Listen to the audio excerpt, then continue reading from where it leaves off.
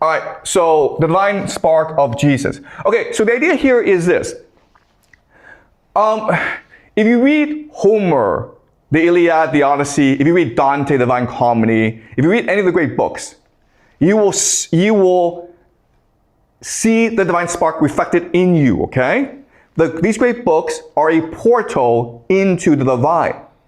The problem, though, is most people cannot read the Iliad or the Divine Comedy, okay? So the question then is, what do the common people do? And the answer is, Jesus is a portal into the divine, right? So if you just remember the life of Jesus, if you just recite his sayings, that will give you access to the divine. That will remind you of who you are.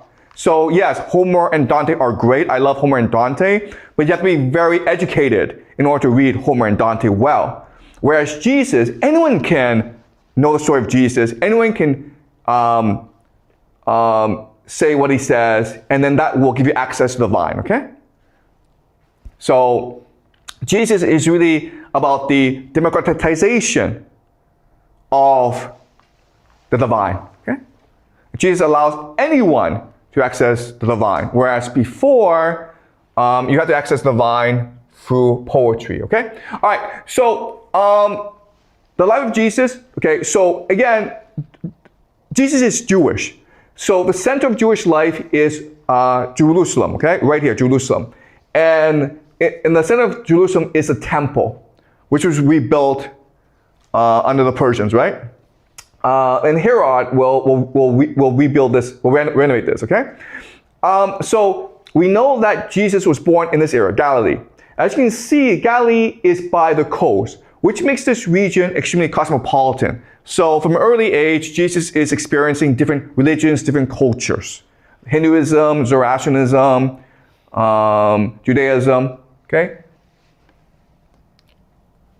All right, so this is an AI depiction of the crucifixion of Jesus. Jesus is in the middle. And as you can see, it is a brutal event. Okay, so we don't know much about Jesus. We only know Jesus from the Bible. Then in 1945, in a place called Nag Hammadi, okay, this is in Egypt, we discovered lots of books with sayings of Jesus that we didn't know existed before. So what's important to understand is that after Jesus died, there were many different sects of Christianity that believed different things. And they argued with each other, and ultimately, it was the Catholic Church who won. Why? Because the Catholic Church is run by the Roman Empire, okay? So one major book that was discovered in 1945 in Nag Hammadi that was lost to us is called the Gospel of Thomas. And what I believe is the Gospel of Thomas records the true teachings of Jesus. Okay? So let's first look at the true teachings of Jesus, and then I'll explain to you why I think this is actually his true teachings. All right, so can you read the highlighted part, okay? And he said, whoever finds an interpretation of these sayings will not experience death. Okay, all right, so okay, listen, this already makes sense, right? Because in the universe, death doesn't exist. Because after you die, your soul goes up to the astral plane, to the divine, okay? So your soul can never die. But you have to recognize that you are the divine spark, okay? You first need to recognize that. Once you recognize that, you'll be immortal. But if you don't recognize that, then you fear death, okay? Jesus said, let him who seeks continue seeking until he finds. When he finds, he will become troubled. When he becomes troubled, he will be astonished, and he will rule over the all. Okay, so this goes back to the Plato's allegory of the cave, right? Remember, Plato's allegory of the cave is this prisoner who escapes his chains. He goes up into the real world where there's sunlight, and he sees the truth, right? And now he's able to see, whereas everyone else is still chained as prisoners in the cave. And now he rules over all, because he knows the truth, whereas everyone else is still imprisoned in darkness. But remember that this is a painful process. When you go out in the light, you're blinded by it. You feel absolute pain. You feel confusion. But over time, if you persist, you will see the truth. Okay? So this is the allegory of the cave. Okay? Keep on going. Jesus said, "If those who lead you say to you, 'See, the kingdom is in the sky,' then the birds of the sky will precede you. If they say to you, 'It is in the sea,' then the fish will precede you. Rather, the kingdom is inside of you, and it is outside of you. When you come to know yourself, then you will become known, and you will realize that it is you who are the sons of living Father. But if you will not know yourselves, you dwell in poverty, and it is you who are that poverty." Okay, so this is a really important idea, okay? Go back to the allegory of the cave. When you escape the cave and you see the real world and you come back, it doesn't matter if you tell them what the real world is, okay? It doesn't matter if they believe you. They themselves have to go out and see the real world for themselves, okay? They have to break the chains themselves and then venture out into the light and experience pain and torment for themselves before they recognize the truth, okay? That's what Jesus is saying. People who tell you this stuff, don't listen to them, okay? They can only guide you, but you can't trust them. You can't believe in them. You have to believe in yourself. You have to look into yourself because the truth, the divine spark, is inside of you, okay? So what Jesus is saying is this: organized religion does not work, guys. So there's no way Jesus would say, "Follow me and you're good. Believe in me and you're good." He would never ever say that because he knows you can't follow someone else. You have to believe in yourself. The divine spark is in you. Okay? Does that make sense? So they are lying to you. When they say the kingdom is in heaven, don't believe them. Okay? Another thing that you will notice is we're all sons of the living Father. You understand? Jesus is not like, "I'm the Son of God and you're not. I'm superior to you." They're saying we're all sons of the living Father. Okay? Also, and this is really important, he actually doesn't, throughout the Gospel of Thomas, he actually doesn't refer to the Bible. Okay? He doesn't talk about Adam and Eve. He doesn't talk about Yahweh. He doesn't talk about David. He doesn't talk about Moses. Because for him, it's all fake. Okay? The Bible is fake. What's true is the divine spark in you. Okay? All right? So again, all this is contradicting modern day Christianity because Jesus was not a Christian. Okay? Keep on going. Oh, sorry. Let's keep on going. And again, guys, what you're seeing is this: the similarities between the Gospel of Thomas and Plato's allegory of the cave, and the Iliad, and Zarathustra, his teachings, as well as Nietzsche, okay? You see how all these poet prophets, they all think alike. They're expressing things differently, they're talking to a different age, to a different audience, but basically saying the same thing, okay? That's really important. All right, continue reading, please.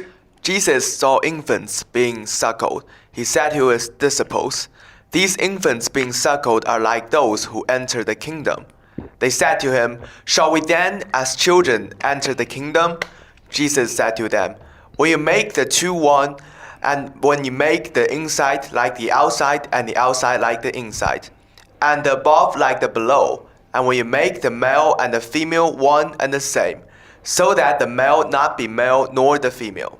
And when you fashion eyes in the place of an eye, and a hand in place of a hand, and a foot in place of a foot, and a likeness in place of a likeness, then will you enter the kingdom." Okay, so again, this is similar to what we learned before, right? What he's saying is this: we are born into this world, and as we go older, we believe in the falseness that we see around us.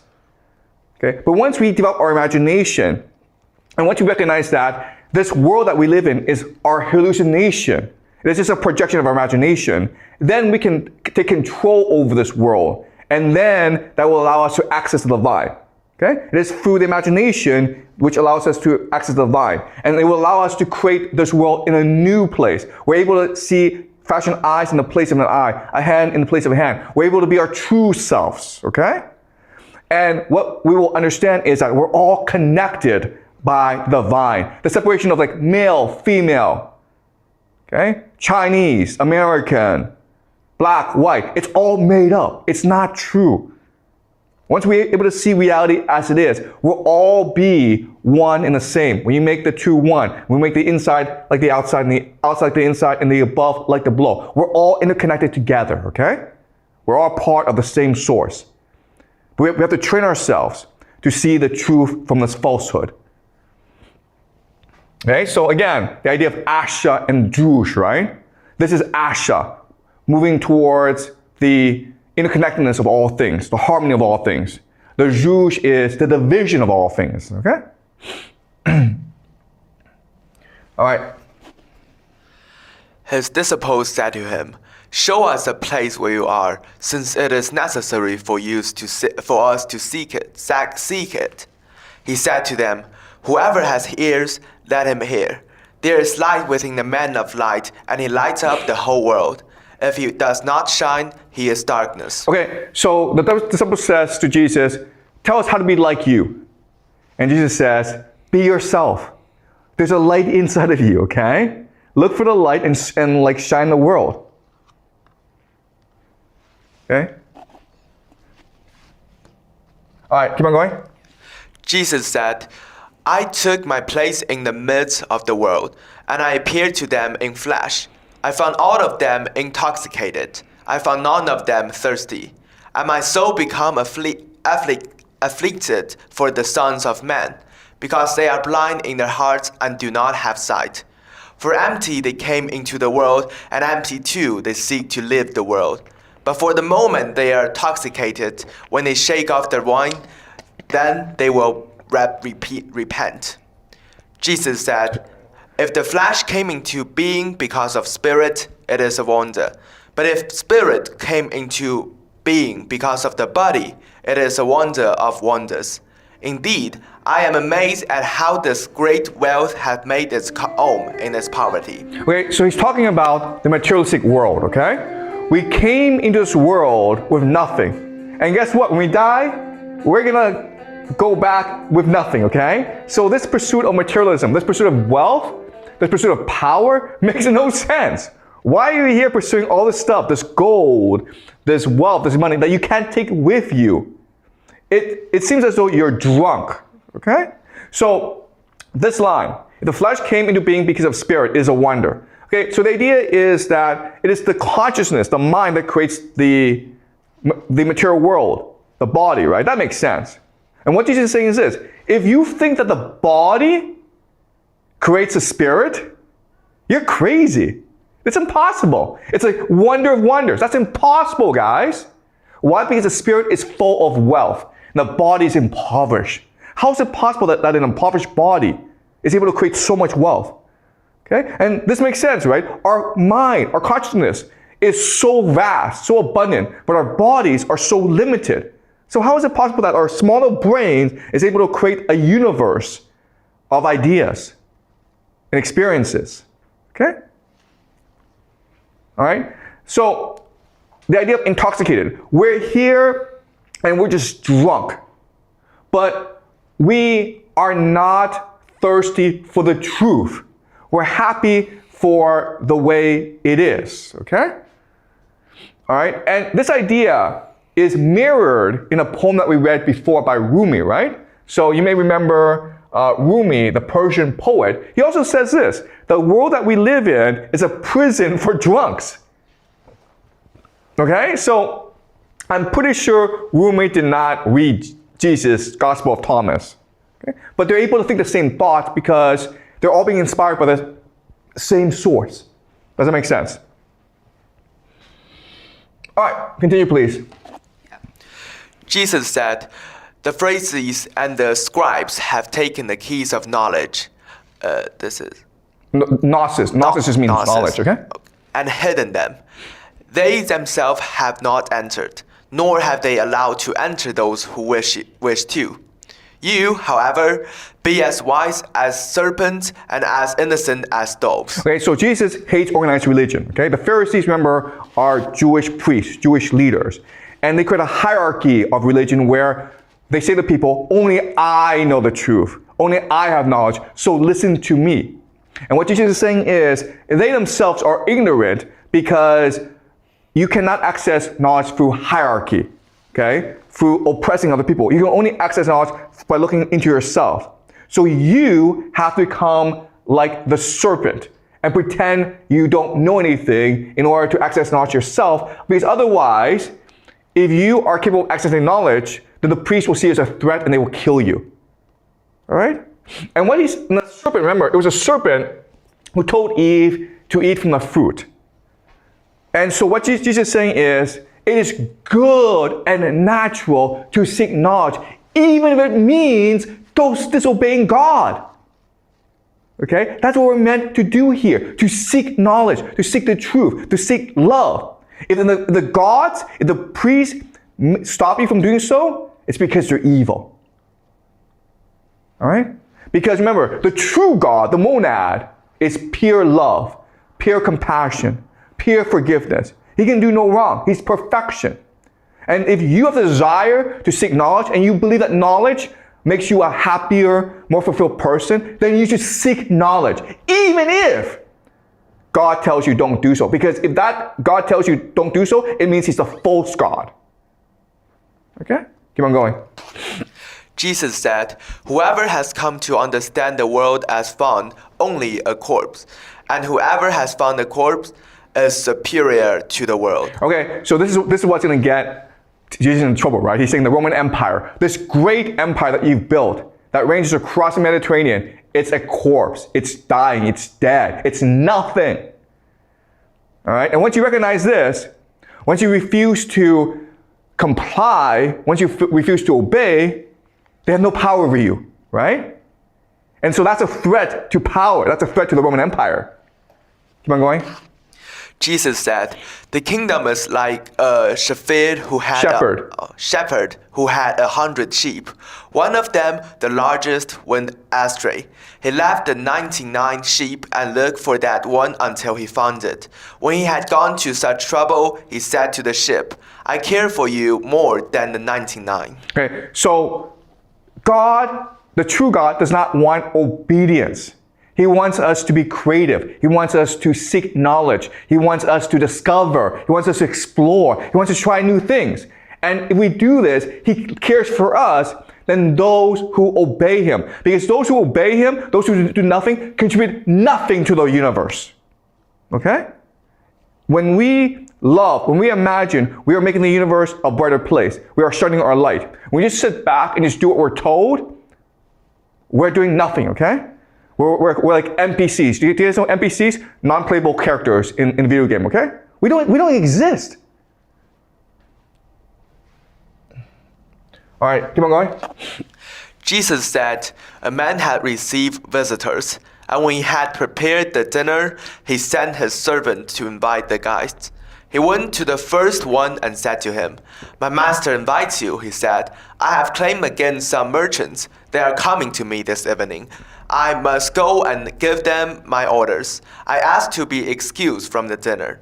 He went to another and said to him, 'My master has invited you,' he said to him. 'I have just bought a house and am required for the day. I shall not have any spare time.' He went to another and said to him, 'My master invites you,' he said to him. 'My friend is going to get married, and I am to prepare the banquet. I shall not be able to come. I ask to be excused from the dinner.' He went to another and said to him, 'My master invites you,' he said to him. 'I have just bought a farm, and I am on my way to collect the rent. I shall not be able to come. I ask to be excused.' The servant returned and said to his master, 'Those whom you invited to the dinner have asked to be excused.' The master said to his servant, 'Go outside to the streets and bring back those whom you happen to meet, so that they may dine. Businessmen and merchants will not enter the places of my Father.'" Okay, so again, this goes against the empire. What Jesus is saying is the worst people in this world are the rich people. Okay, think about today how we're supposed to worship Elon Musk, right? Because he's rich. What Jesus is saying is, no, Elon Musk is the worst person in the world. Why? Because the divine, the monad, has prepared a great feast for us. When we die, when we go to the monad, we will experience the greatest happiness, the greatest joy. Okay? The monad's inviting us. But the business people are saying, no, I'm too busy. I'm too busy making money. I'm too busy doing evil in this world, so I don't want to go to the stupid feast. So they're the ones who will lose out in the end, even though today we think they've won out. Okay? So that's what Jesus is saying. Jesus is like, don't worry about the rich and the powerful. They may look happy, but they're not. At the end of days, when we all go back to the monad, we all go back to the vine, they're the ones who will not be invited to the grand feast. Yeah? I have a question that God led us to be creative and like do our thing that we want to do, like seek for the spark. But since we are born, how can we really know the things that what we want to do? I think that requires socialization between other people. But if you socialize, they will brainwash you and affect to let you to seek for materialism. Yeah, okay. That's a great question. And it's a problem, right? Because as you say, your parents, the school, society brainwashes you to believe that only money matters, only grades matter. Okay? And the answer is you have to be brave. You have to be true to yourself. Because you yourself know what is true, right? If we didn't know, then Jesus would not matter. What if 2 billion people believe in Jesus? Because they know that Jesus spoke the truth. Okay? So listen to your heart. I know it's hard, and most of us cannot do it. Okay? And that's why in many traditions, like Buddhism and Hinduism, reincarnation is important. Because maybe in this lifetime we don't figure it out, maybe in the next lifetime. But maybe then, 50 lifetimes away. But eventually you'll figure it out. Eventually you'll figure out that what other people say does not matter because this world we live in is a false world. Eventually you'll figure that out. And then you're like, you know what I should do? I should do what I believe to be true. And then what you recognize is, oh, when I actually do what I like, what I enjoy, it makes me a more fulfilled person. And guess what? It connects me to the vine. Okay? I am a much more spiritual person now. And you can know because look at people's faces, right? When you meet a rich person, his face is kind of, evil. When you meet a person who's generous, who volunteers his time, who is a good teacher, his face is different, okay? So remember Achilles. When you do evil, evil comes into you and it corrupts your soul. When you do good, good comes to you and it brightens your soul and you brighten the world with it, okay? But without education and socialization, if we are an infant, how do we know what is right or wrong and what should we seek for? Because of the spark in you, right? Because of the spark in you. You know when it glows. When you love someone and that person loves you back, your spark glows. When you become a teacher and you teach students and your students learn well, your spark glows. Okay? So you try different things until you find the things that make your spark glow. Yeah, and the important idea is that our lives are infinite, okay? So we will die, and die is like a game reset, okay? It's just like you suck at this game, you die, you come back, and you try again, okay? But it's your choice. A really important idea here is free will. It's your choice to do whatever you want with your life. No one's gonna force you, okay? So the idea of when you die is you go back to the astral plane, and then you're able to reflect on your own life, and then you come back and you start over. Eventually you'll figure it out. It may take 1,000,000 years, it may take 1,000 years, who knows, but eventually you'll figure it out. Okay? Because the world is infinite. Does that make sense? Okay? What's really important to understand is you have to figure it out by yourself. No one can teach you. I can give you the idea, Jesus can tell you what he thinks, but you have to figure it out by yourself. Okay? And that's why this is so hard for people to accept. Because people don't want to accept individual responsibility. Okay? All right. Okay, so this gives us, so the problem is this. The problem is that Jesus says that there's a spark inside of you, and it's your responsibility. You don't have to, but it's your responsibility to let it grow. If you let it grow, you'll bring happiness to the world, you'll bring happiness to yourself, and then you'll be able to feast with a monad, with a vine, in heaven. Okay? And as I said, as we discussed, it's hard, man. It's really hard. You have to take individual responsibility. You have to ignore people around you. You have to learn for yourself. So, this idea, maybe a few people, thousands, tens of thousands, will love this idea. But what about the millions of other people who just want to live normal lives? What can we do about them? Okay? So this is the book, The Brothers Karamazov by Theodore Dostoevsky. He's talking about the problem left by Jesus. Jesus comes to the world. He tells us the truth. He tells us freedom is what will enable us to seek the divine. But this creates this anxiety in people because oh my God, now I have to think for myself. Now I have to go out into the light and feel all this pain. But I don't want to. I just want to live a happy life. I just want to watch TV every day, man. And then so then the church is okay, we need to create an organized religion and we need to fool people, okay? How do we fool people? By teaching them that Jesus did actually say these things. And we will not worship Jesus, we will worship Satan instead. Why? Because Satan encourages us to enforce our will on people. Okay? We need to be evil in order to do good in the world. Okay? Think about this. These children are naughty, right? Now, we can say to them like Jesus, hey man, you'll grow up one day and then you won't be naughty. So, okay? But in this process, you're going to hurt each other. You're going to do stupid things. So we have to be the strict father. We have to create this church in order to enforce the law on people to make sure the children don't hurt themselves so that children can just be children. Okay? And quite honestly, most of you guys, 99% of you guys will never ever grow up. So we have to be Satan. Okay? So the church, the Catholic Church, will pretend to worship Jesus, but actually we're going to worship Satan.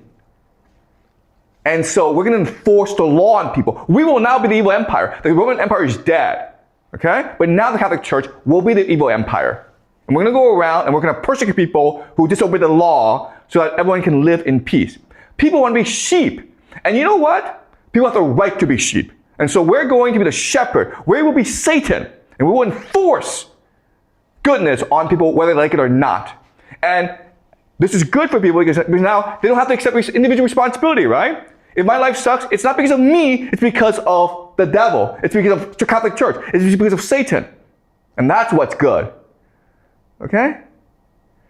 So, Dostoevsky is saying this is how the Catholic Church came into being. And we'll discuss this in the next class in more detail, okay? Because Jesus left a huge problem, a void in the hearts of people. People want to obey.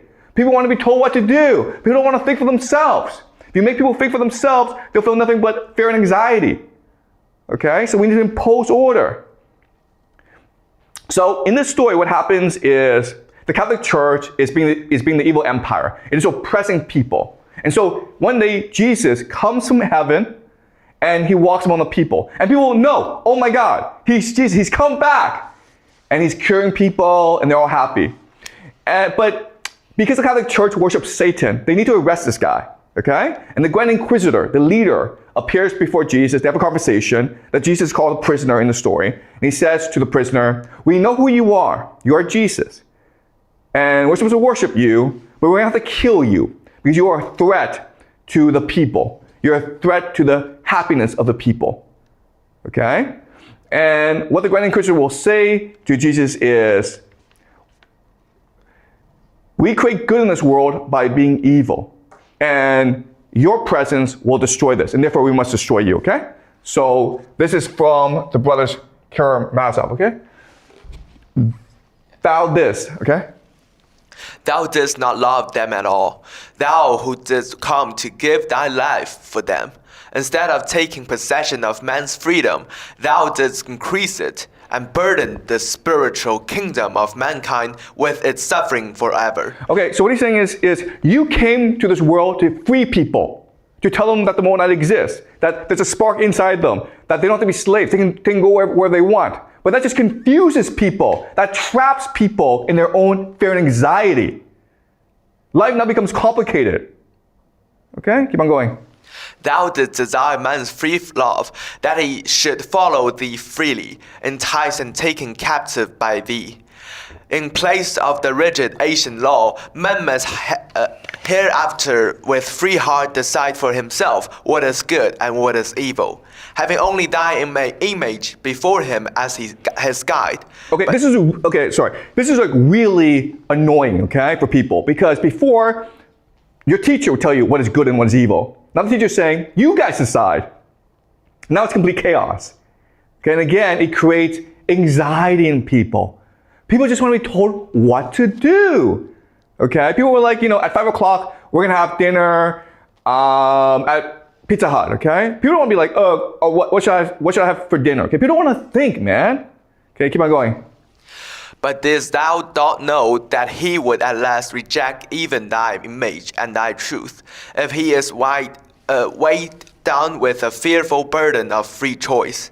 They will cry aloud at last that the truth is not in thee, for they could not have been left in greater confusion and suffering than thou hast caused, laying upon them so many cares and unanswerable problems. Okay, right? You're creating all this anxiety in people for no particular reason. People were happy just being slaves. And now you free them and they're completely confused as to what to do next. All right, keep on reading. Only some thousands. Okay, so what he's saying again is your freedom is only good for the minority of people who can think for themselves, who aspire to the divine. What about everyone else? And what of the rest? And how are the other weak ones to blame, because they cannot endure what the strong have endured? How is a weak soul to blame that it is unable to receive such terrible gifts? Canst thou have simply come to the elect and for the elect? But if so, it is a mystery and we cannot understand it. And if it is a mystery, we too have a right to preach a mystery, and to teach them that it's not the free judgment of their hearts, not love that mattered, but a mystery which they must follow blindly, even against their conscience, so we have done. Okay, all right. So what he's saying is this, okay? I understand Christianity is complete chaos, okay? But this complete chaos means people will never understand what your true teachings are. If people don't understand what your true teachings are, they don't have to follow it. They don't have to think for themselves. Okay? So we created complete chaos so that people will not be forced to obey us. Okay? That's why we corrupted your teachings. Keep on going. We have corrected thy work and have founded it upon miracle, mystery, and authority. And men rejoice that they were again led like sheep, and that the terrible gift that had brought them such suffering was at last lifted from their hearts. Were we right teaching them this? Speak! Did we not love mankind so meekly acknowledging their feebleness, lovingly lightening their burden, and permitting their weak nature even sin with or sanction? Why hast thou come now to hinder us? Okay, do you understand this idea? They understand is, why is there evil in the world? Because people don't want to think for themselves. So you need evil people to command people, to enslave people, to force them against their will. Now people are like, well, I don't have a choice in the matter. I can't think for myself. Sorry, man. Okay? If you actually give people complete freedom, it'd be complete chaos in the world. That's why there's Satan. That's why there's Satan in this world. This is why Satan must rule this world. Okay? I meant to end it like this.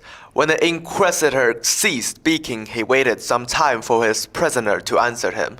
His silence weighed down upon him. He saw that the prisoner had listened intently all the time, looking gently in his face and evidently not wishing to reply. The old man longed for him to say something, however bitter and terrible. But he suddenly approached an old man in silence and softly kissed him on his bloodless aged lips. That was all his answer. The old man shuddered. His lips moved. He went to the door, opened it, and said to him, "Go and come no more. Come not at all. Never, never." And he led him out into the dark alleys of the town. The prisoner went away.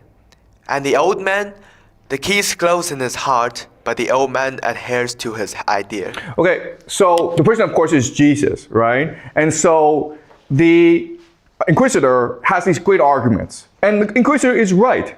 And what he's saying is, okay, Jesus, what's your response to this? And Jesus' response is basically, I forgive you. I love you and I forgive you. Same thing as what Priam did to Achilles, right? And as you can see, by kissing the inquisitor rather than fighting him, the inquisitor loses. He knows he's lost. He knows he's been humbled. So he lets Jesus go, says, just get out of here. Please don't bother us again, okay? This is not your world. This is Satan's world. And the kiss glows in his heart, but the old man adheres to his ideas, okay? So Jesus did not change the old man's mind, okay? But there's a spark in him that now glows, okay? The spark that he killed, that he tried all this time to kill with reason, with evil, is still able to glow, okay? And that's the power of forgiveness. Even though the person seems to be the most evil person in the world, and this guy really is the most evil person in the world, as long as you're able to show him the possibility of love, the spark will glow, okay? Now, so the inquisitor poses this problem like, okay, people don't want to think for themselves. People lack free will. People don't want free will. What's the solution? The solution is the soul is eternal, okay? And you have to give people time.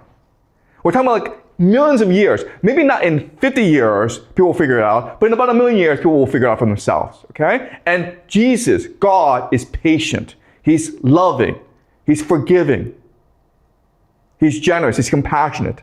So take your time, okay? What's important is that people learn for themselves. Eventually, you'll figure out being a slave sucks. You know what? It may seem as though watching Netflix, playing video games, being online all the time is fun, but if you go outside and play, that's a lot more fun, guys. Eventually, you'll figure it out, all right? And you have to figure it out by yourself. So God is forever patient. Okay, does that make sense? Okay, so next class, we'll talk about the Catholic Church and how it came into being and why it really is a church of Satan. All right, why it's going to go against the teaching of Jesus. But Dostoevsky pointed this out, how the Catholic Church and Jesus are competing forces, okay? All right, now let's go on to Divine Comedy by Dante. And again, Dante is trying to answer the question, why did Jesus have to kill himself? What's the logic of that? That makes no sense, okay? And traditionally, what the Catholic Church teaches people is, it's because when we do evil, we become slaves of Satan. So Jesus made a deal with Satan. Basically, Jesus says, I will die, and then you can take my body, okay? And then you will have to free my people. And Satan's like, that's a really good deal, man. God in exchange for these slaves? Sure, I'll make that deal. But the thing is that Jesus, when he died and he freed us, he cannot ever truly die. Okay? Does that make sense? So this is called a ransom theory. And this is how, during Dante's time, most people understood why Jesus had to die. Jesus died so that we would stop being slaves of Satan, and now we are slaves to Jesus. And that's why we must worship Jesus. And Dante's like, no, that can't possibly be right, okay? God will not come to free us so that we become slaves to God. God came to free us so that we could be free, okay? All right, so this is Dante. And what's going to happen here is, in heaven, there's going to be a conversation between Dante and Beatrice, who he loves, okay? And they're going to discuss the nature of the universe. And this is Beatrice talking to Dante. The greatest gift, the magnanimity of God, as he created, gave the gift most suited to his goodness. Gift that he most prizes was the freedom of the will. Okay, so the underlying principle of the universe is freedom of will. If God is love, okay, and he loves people, then he must trust people. Therefore, freedom of will is the most important principle, okay? Same thing if you're a parent. If you truly love your child, you will let your child go and make his own mistakes. You will not protect your child, okay? Even if it means that your child goes to the park and might get kidnapped or whatever, okay? You have to let him go. You have to let him or her go because true love means trusting other people. Okay? Keep on going. You say, what I have heard is clear to me, but this is hidden from me. Why God willed precisely this pathway for redemption? Okay, so again, the Catholic Church teaches you that Jesus redeemed us from our sins, okay? But then the question is, why did Jesus have to kill himself again? That makes no sense. Keep on going. Brother, this ordinance is buried from the eyes of everyone whose intellect has not matured within the flame of love. So Beatrice is saying to Dante, yes, I know this makes no sense because you're thinking with your mind. But the mind is not where the spark is, okay? The divine spark is in the heart. So stop thinking with your mind and feel with your heart. And let the spark, the divine spark, glow in you, and then you will see the truth for yourself. Sorry. Okay, keep on going. The godly godness that has banished every envy from its own self, burned in itself, and sparkling so, it shows internal beauties. All that derives directly from this godness is everlasting, since the seal of godness impressed an imprint that never alters. Okay, so God is perfect. He's forever good. He's forever love. He's forever compassion, forever forgiveness, okay? And there's a spark of God in us, right? The divine spark, which is our hearts. So there's always this perfection in us, okay? Keep on going. Only man's sin annuls man's liberty, makes him unlike the highest good, so that in him the brightness of its light is dim. Okay, this is important, okay? Even though the spark is forever in us, we can cover it up with mud. We can cover it up with dirt. We can forget about it, okay? How? By doing evil, by disobeying. All right? If we do more and more evil, we forget the spark more and more, and it dims in us. So the spark can glow or it can dim depending on our actions. But the spark will always be there. So if, like you said, that parents, the true love is to trust, right? So if parents trust their kid, they will let their kids to make mistakes. But what if kids are, for example, being kidnapped and they're being killed? Is that still count as the love of trust?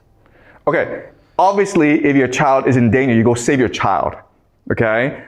But you cannot let your fear and anxiety of your child being kidnapped destroy the child's freedom.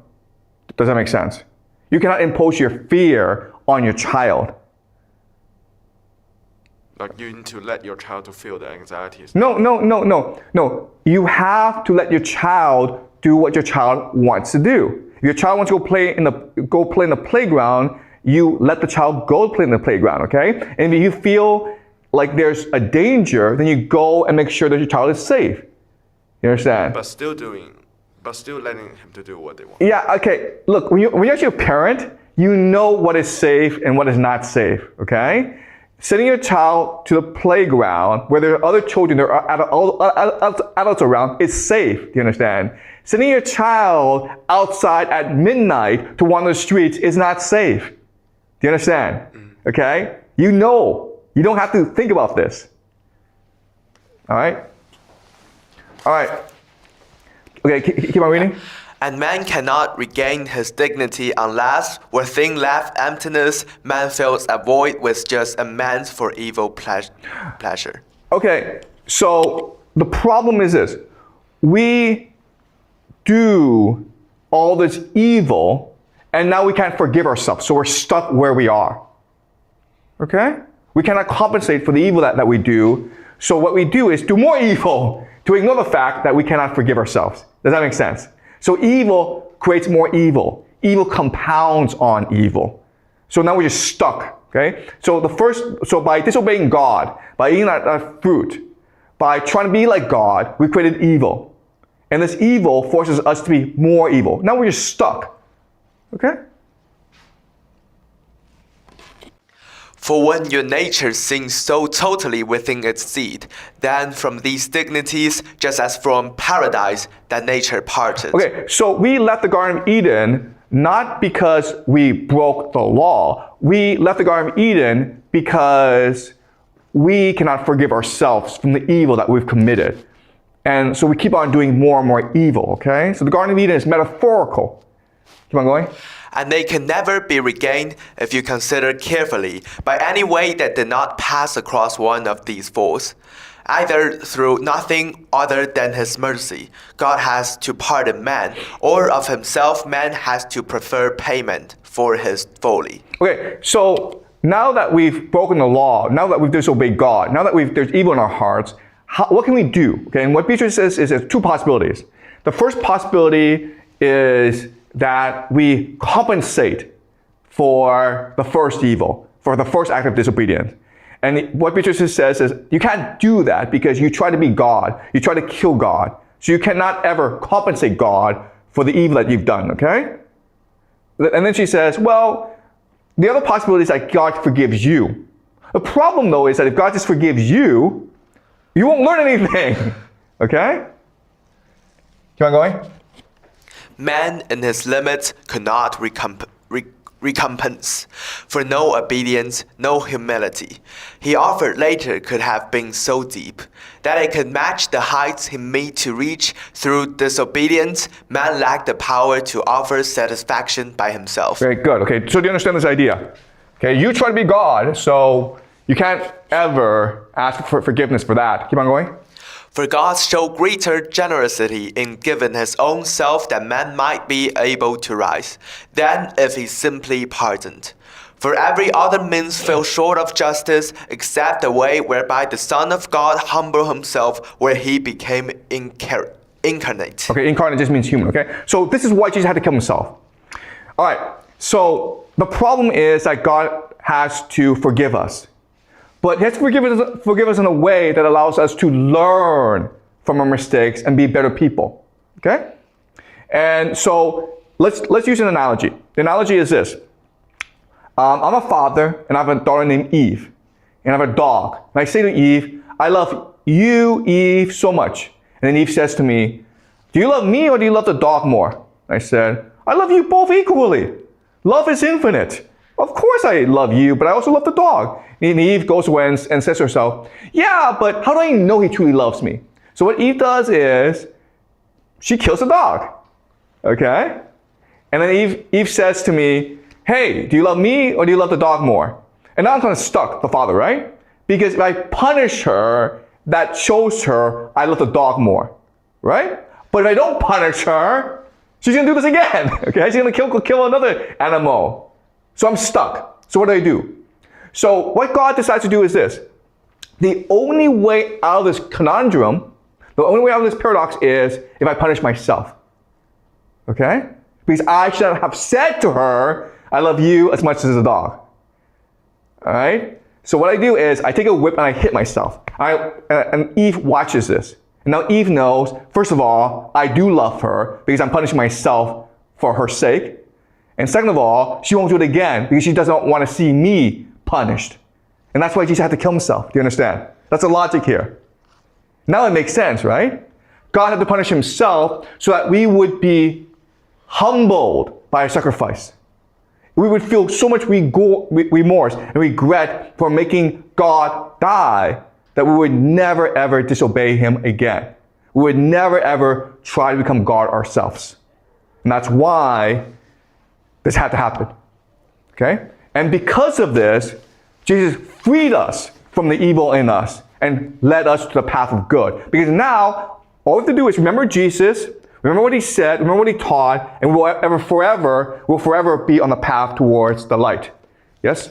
Do we, like, for example, if I had done extreme mistakes previously, can I completely make it up or just forgive myself? Because I think I can't. Okay, that's a great point, okay? So yeah, so the problem is this. The problem is that there are people who do real evil in this world, okay? It's possible, like a man kills your daughter, and then he's put in prison for the longest time. And he does all this evil, and so can he be forgiven? And the answer is yes. Because the only way for this world to work is if people are allowed to be forgiven. If people are not allowed to be forgiven, this entire world, this entire universe breaks down. That's why God is a God of forgiveness. Okay? Because if you think about it, if you think, okay, if we don't have forgiveness, what world do we live in? We live in a world of vengeance, right? If you kill my daughter, then I'm going to have to go kill your daughter. And then you're going to have to go kill my family, and then I have to go kill your family, okay? So the only way for this world to work, the only way for justice to prevail is if we're allowed to forgive each other. And previously, we don't have a tool to forgive each other because we ourselves don't have the wisdom. And now with the arrival of Jesus, we remember that if Jesus forgives us, Jesus will forgive me always. And so if I turn towards Jesus, then I will be forgiven. But like currently, I think I still could not forgive myself for making that mistake. Like I think whatever things that I do to make up the mistake, I think I could not forgive me at that time making that mistake. Right, but at the same time, you went to prison, right? You've been punished already. So justice has been served, so you can now forgive yourself. Okay? Just because you believe in Jesus doesn't mean you won't go to prison for killing someone. You're still going to go to prison, but now you can forgive yourself because you've done your time, and also because you remember that Jesus forgives you. Okay? But the only way for you to move on in your life, the only way for society to move on, is if you're able to forgive yourself. Okay? Does that make sense? If in the world there's no forgiveness, this world would break down really quickly because everyone would just kill each other. Okay? So, and again, what's happening is this, and this is what Dante teaches us. You're thinking with your head, okay? Because you're still young. When you grow older and your heart matures and you have more life experience, then you'll be able to feel with your heart. Once you feel with your heart, all this will make sense to you, okay? But I completely understand where you're coming from, because at your age, if someone told me this, I'd be like, you're crazy. This makes no sense. Because if you do evil, then your entire life should be one of evil. If you do evil, evil should come to you. Okay? But what Jesus is saying is like, no, in that world, no one can be happy, okay? Because the people whose evil has been done to them are so focused on vengeance, on hatred, on anger, that you can never ever be a happy person. Okay? You leave the monad, you leave the divine, okay? So when you hate someone, you're actually hating yourself as opposed to that person. Okay? All right.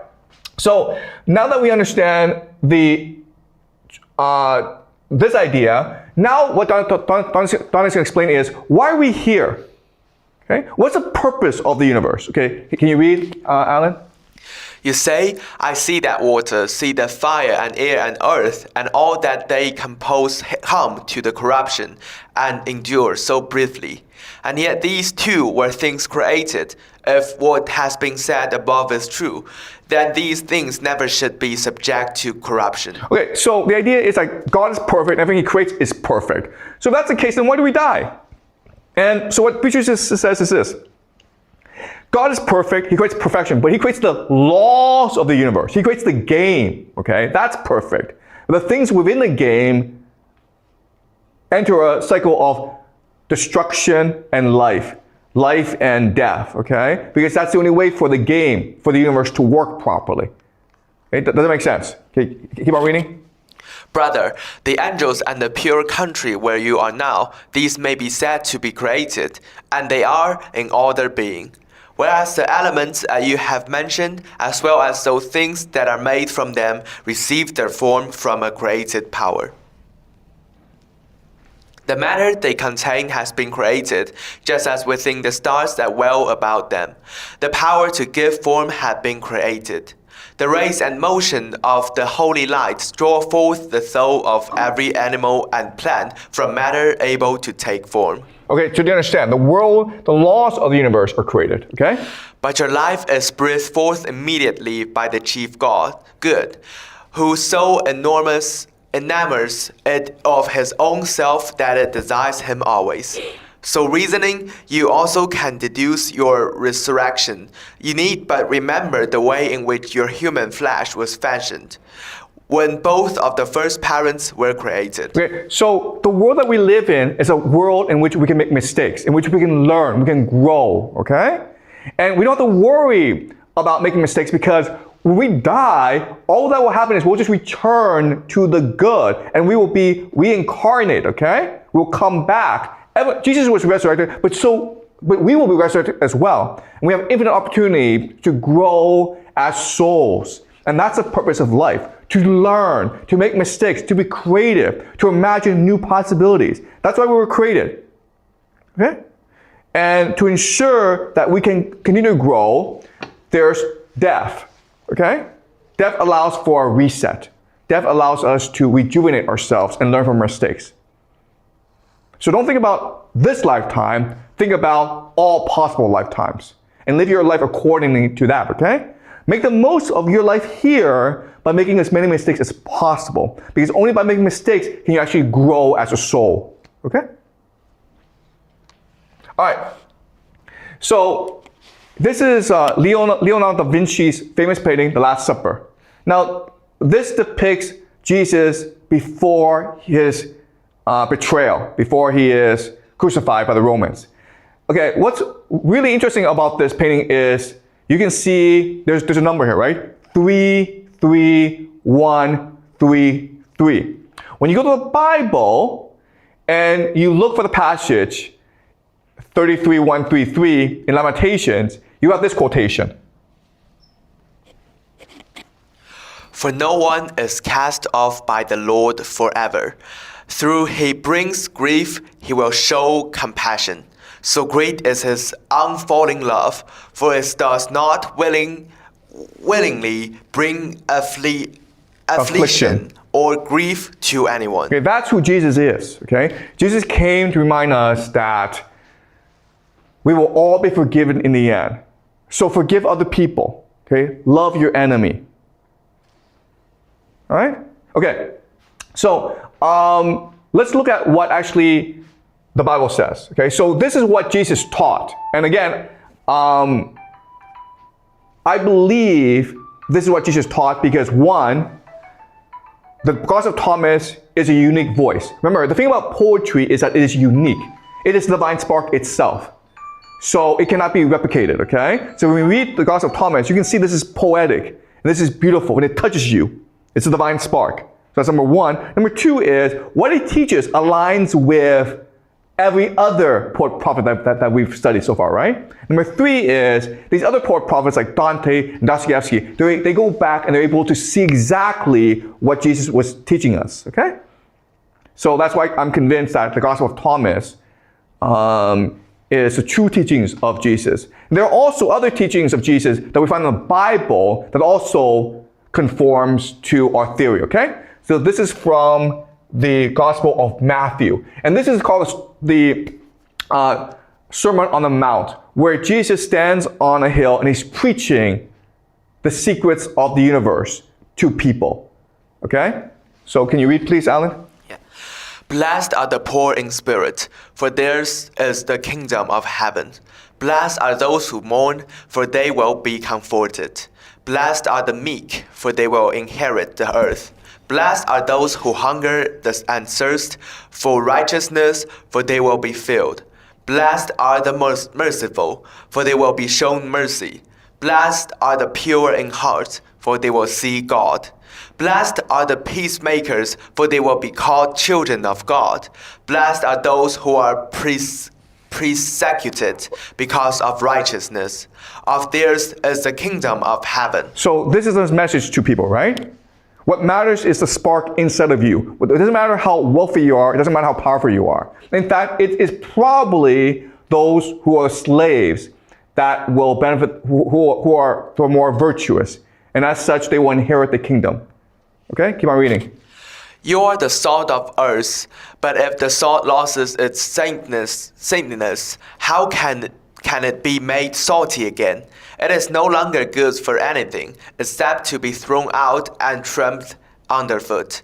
You are the light of the world. A town built on a hill cannot be hidden. Neither do people light a lamp and put it under a bowl. Instead, they put it on its stand. And it gives light to everyone in the house. In the same way, let light shine before others, that they may see your good deeds and glorify you, Father in heaven. Okay, so be the light, okay? Every one of you has a light in you. Every one of you has the power to change the universe. Every one of you has a power to do good in this world. Okay, keep on going. You have heard that it was said, love your neighbor and hate your enemy.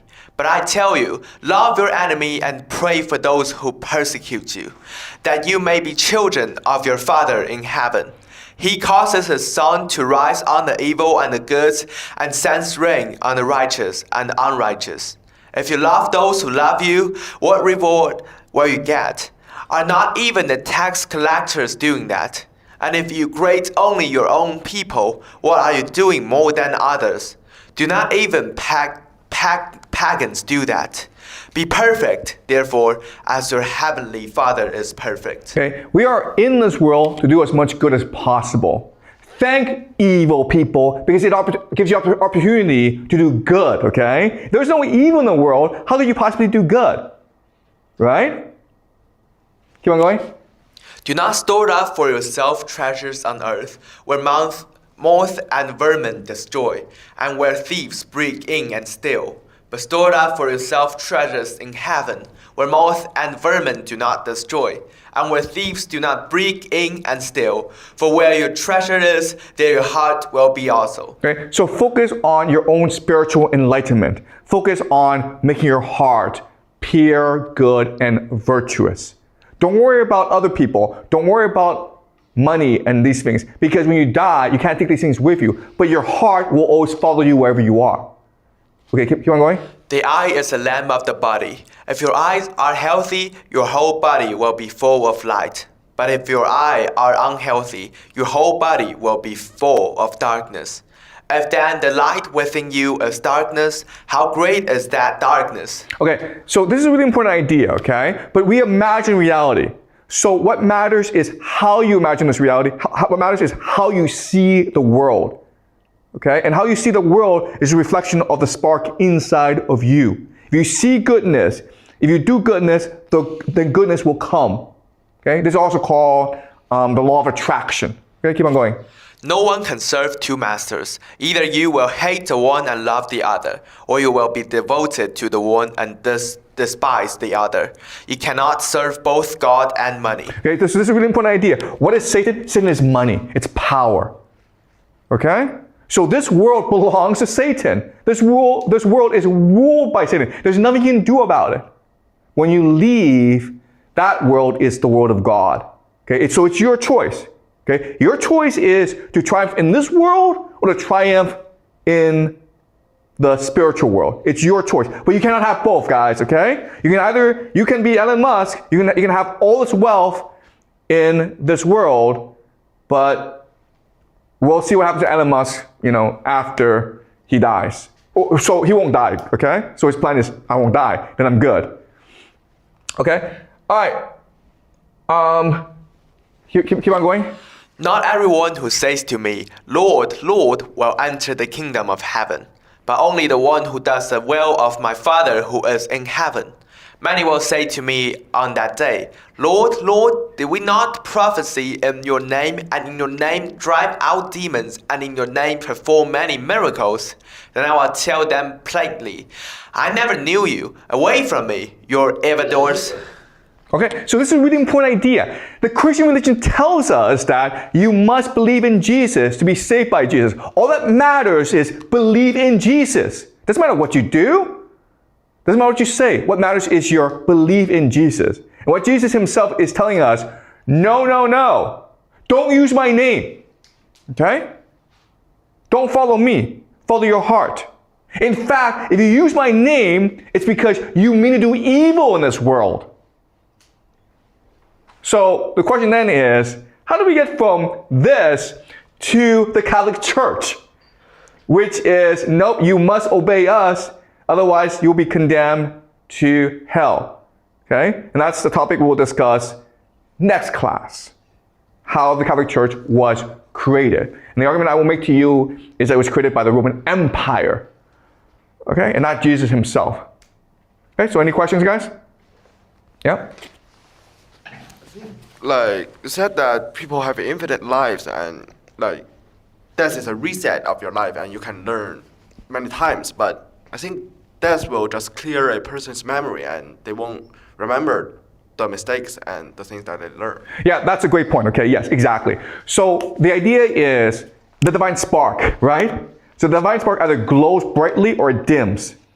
So when you die, what goes is not the brain. You won't remember anything, the memories, but what goes is the spark. Do you understand? And the spark, if it glows really brightly, it goes up to a higher plane. You're closer to the monad, you're closer to God, and therefore you feel more pleasure, right? But if your spark has been dimmed, it goes to a lower place.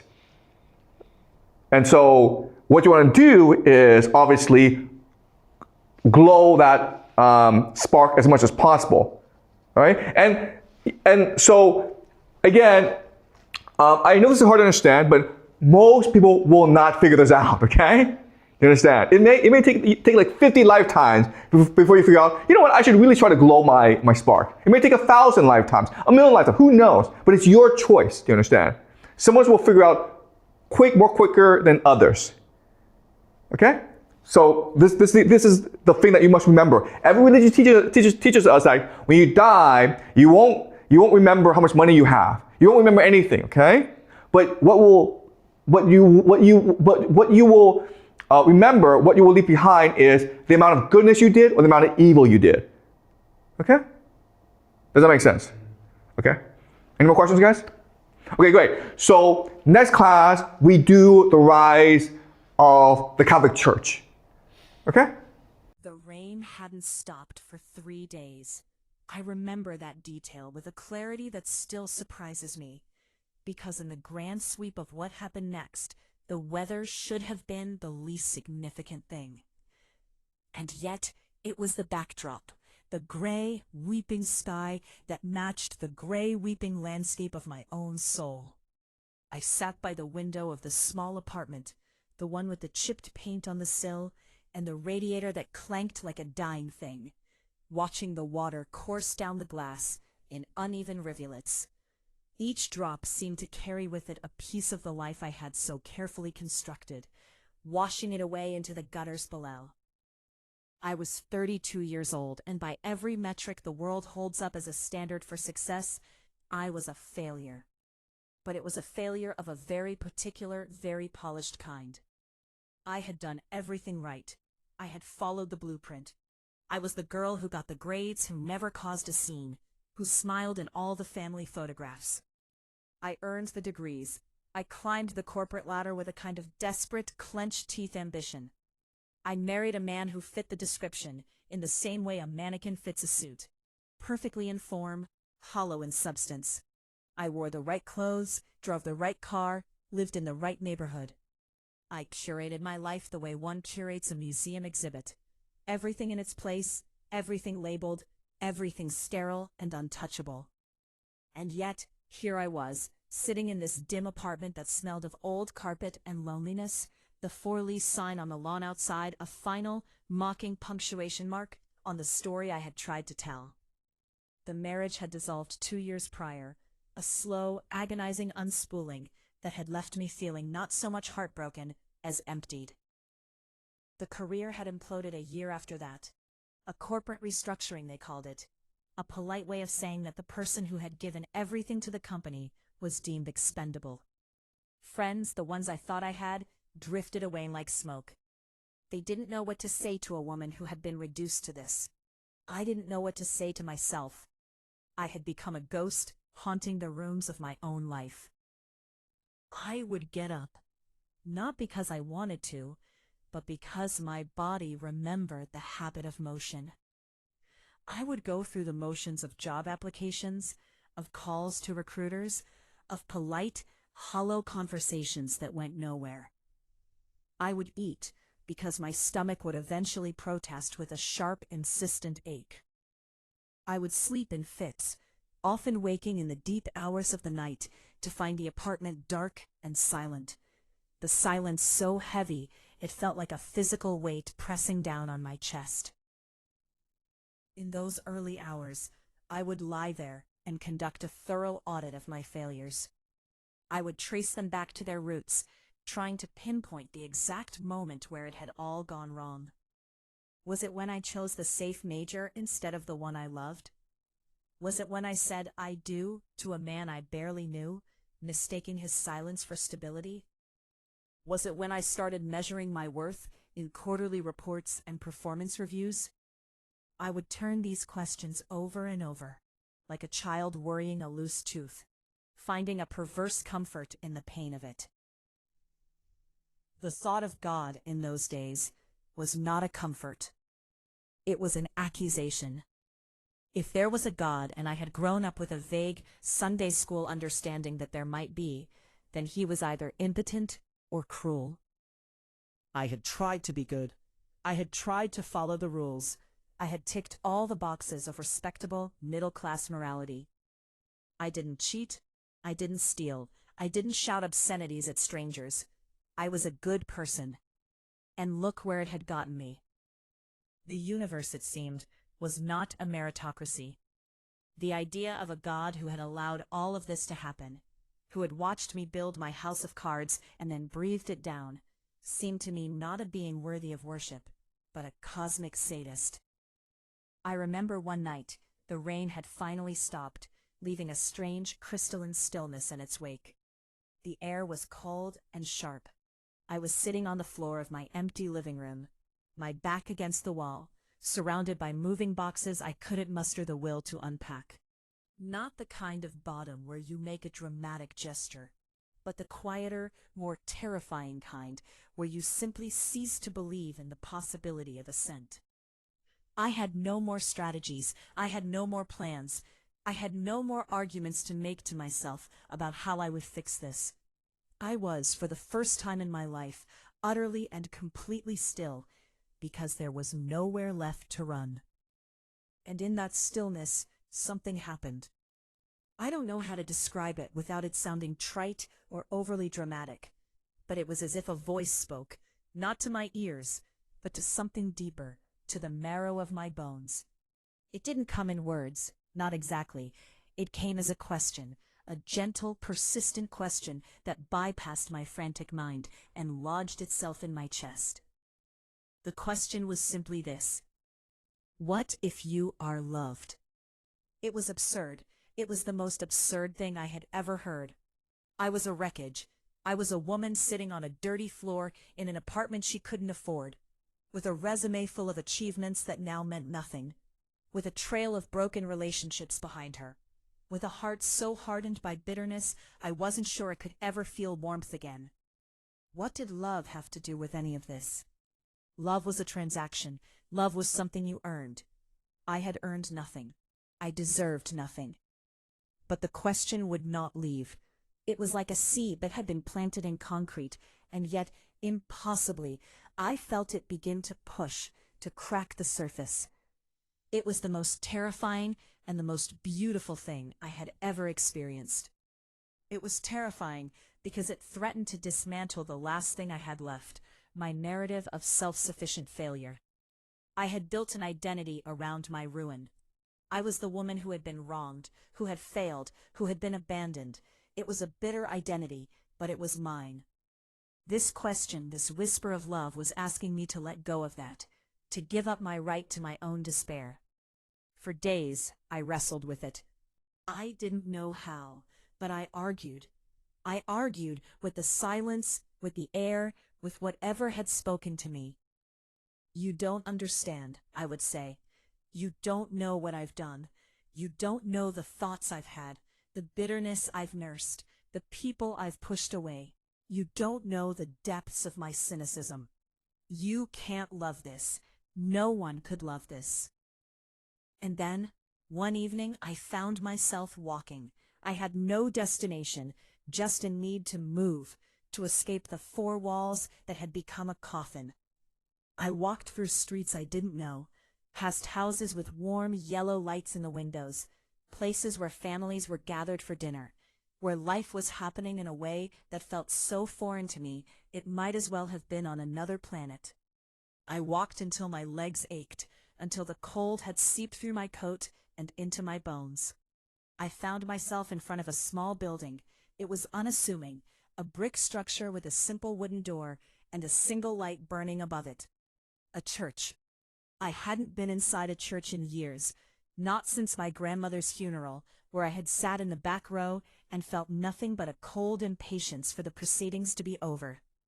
But something about this place, in the gathering dusk, stopped me. The light above the door wasn't bright, but it was steady. It was an invitation. My hand was on the door before I had consciously decided to open it. The wood was cold and smooth beneath my fingers. I pushed, and it swung open with a quiet groan. The inside was small, intimate. Rows of simple wooden pews led to a small altar with a cross. There were no stained glass windows, no grand organ, no ornate statues, just the cross, simple and stark. And silence, a profound, welcoming silence that felt less like an absence of sound and more like a presence in itself. I slipped into the back pew, the wood creaking softly beneath my weight. I sat there, not knowing what to do, not knowing what to say. I just sat, and for the first time in months, I stopped arguing. I looked at that cross. I had seen 1,000 crosses in my life, on necklaces, in paintings, in the backgrounds of movies, but I had never really seen it. I had never understood. In that moment, sitting in the silence of that small, empty church, I began to understand. That cross was not a symbol of a distant, judgmental God. It was the opposite. It was the picture of a God who, seeing the wreckage of my life, the wreckage of the world, did not stand at a distance and pronounce judgment. He stepped into it. He took on flesh. He knew hunger. He knew betrayal. He knew the sharp sting of abandonment by those closest to him. He knew what it was to weep at the grave of a friend, to be misunderstood, to be despised. And he went to that cross not because he was a cruel tyrant demanding a blood price, but because he was a loving father who would rather die than live without me. The tears came then. Not the hot, angry tears of frustration I had shed so many times in the dark of my apartment. These were different. They were quiet, and they came from a place I didn't know existed. They were tears of recognition, of homecoming. I was not sitting there because I had finally gotten my life together. I was not sitting there because I had said the right prayer or cleaned up my act. I was sitting there because I was broken, and in that brokenness, I had stumbled into the only place where broken things are welcome. I didn't say a formal prayer. I didn't know the right words, and I no longer believed in the right words. What I did was more like a sigh, a surrender. I just opened my hands, which were clenched tight in my lap, and I held them out, palms up, in the quiet of that sanctuary. It was a gesture of laying down. I laid down my bitterness, my self-pity, my carefully curated catalog of grievances. I laid down my pride, my need to be right, my insistence that I deserved better. I laid down the identity I had built around my failure. And in that laying down, something else began to rise. It was small, fragile, like the tiniest flame in a vast, dark space. But it was there. It was hope. That night was the beginning, but it was only the beginning. The change didn't happen overnight. The next morning, I woke up, and the apartment was still empty, the boxes were still unpacked, and the for lease sign was still on the lawn. The silence was still there, but something had shifted. The silence was no longer an enemy. It was a space in which I could listen. I started to listen. I didn't have a Bible. I think I had left the one from my childhood in a box somewhere, perhaps purposely. So I did the only thing I could think of. I went back to that small church. I went back the next day, and the day after that. I would sit in the back pew, in the quiet, and I would just be. I would sit with that feeling of being loved, that absurd, impossible notion, and I would let it wash over me. Some days it felt real. Other days it felt like a fantasy I was trying to convince myself of. But I kept showing up. One afternoon, a woman came in while I was there. She was older, with silver hair and a kind, weathered face. She was there to arrange flowers by the altar. She saw me sitting in the back, and she didn't rush over with a greeting or a pamphlet. She simply gave me a gentle smile and said, "The quiet is good, isn't it?" I nodded, not trusting my voice. She went about her work, and the silence between us was comfortable. When she left, she paused by my pew and said, "You're welcome here, as long as you need." It was the first time in a very long time that someone had offered me something without wanting anything in return. That woman became a quiet presence in my life. She didn't try to fix me. She didn't give me a list of rules to follow or a checklist of behaviors to modify. She just walked with me. Eventually, she gave me a Bible, a worn, well-loved copy with notes in the margins. "Start with the Gospels," she said. "Get to know him." So I did. I started reading the Gospel of John, and as I read, I encountered a Jesus who was nothing like the stern, distant figure I had imagined. I read about a man who spoke to a woman at a well, a woman with a complicated past, a woman who had been married and divorced and was living with a man who was not her husband. And he didn't condemn her. He saw her. He knew her. And he offered her living water, a water that would quench the deepest thirst she had. I was that woman.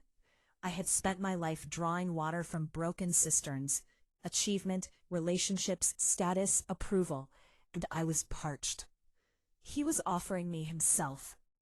I read about a woman caught in the act of adultery, dragged before him by religious leaders who wanted to use her as a weapon. They were ready to stone her, to enforce the law with brutal, self-righteous precision.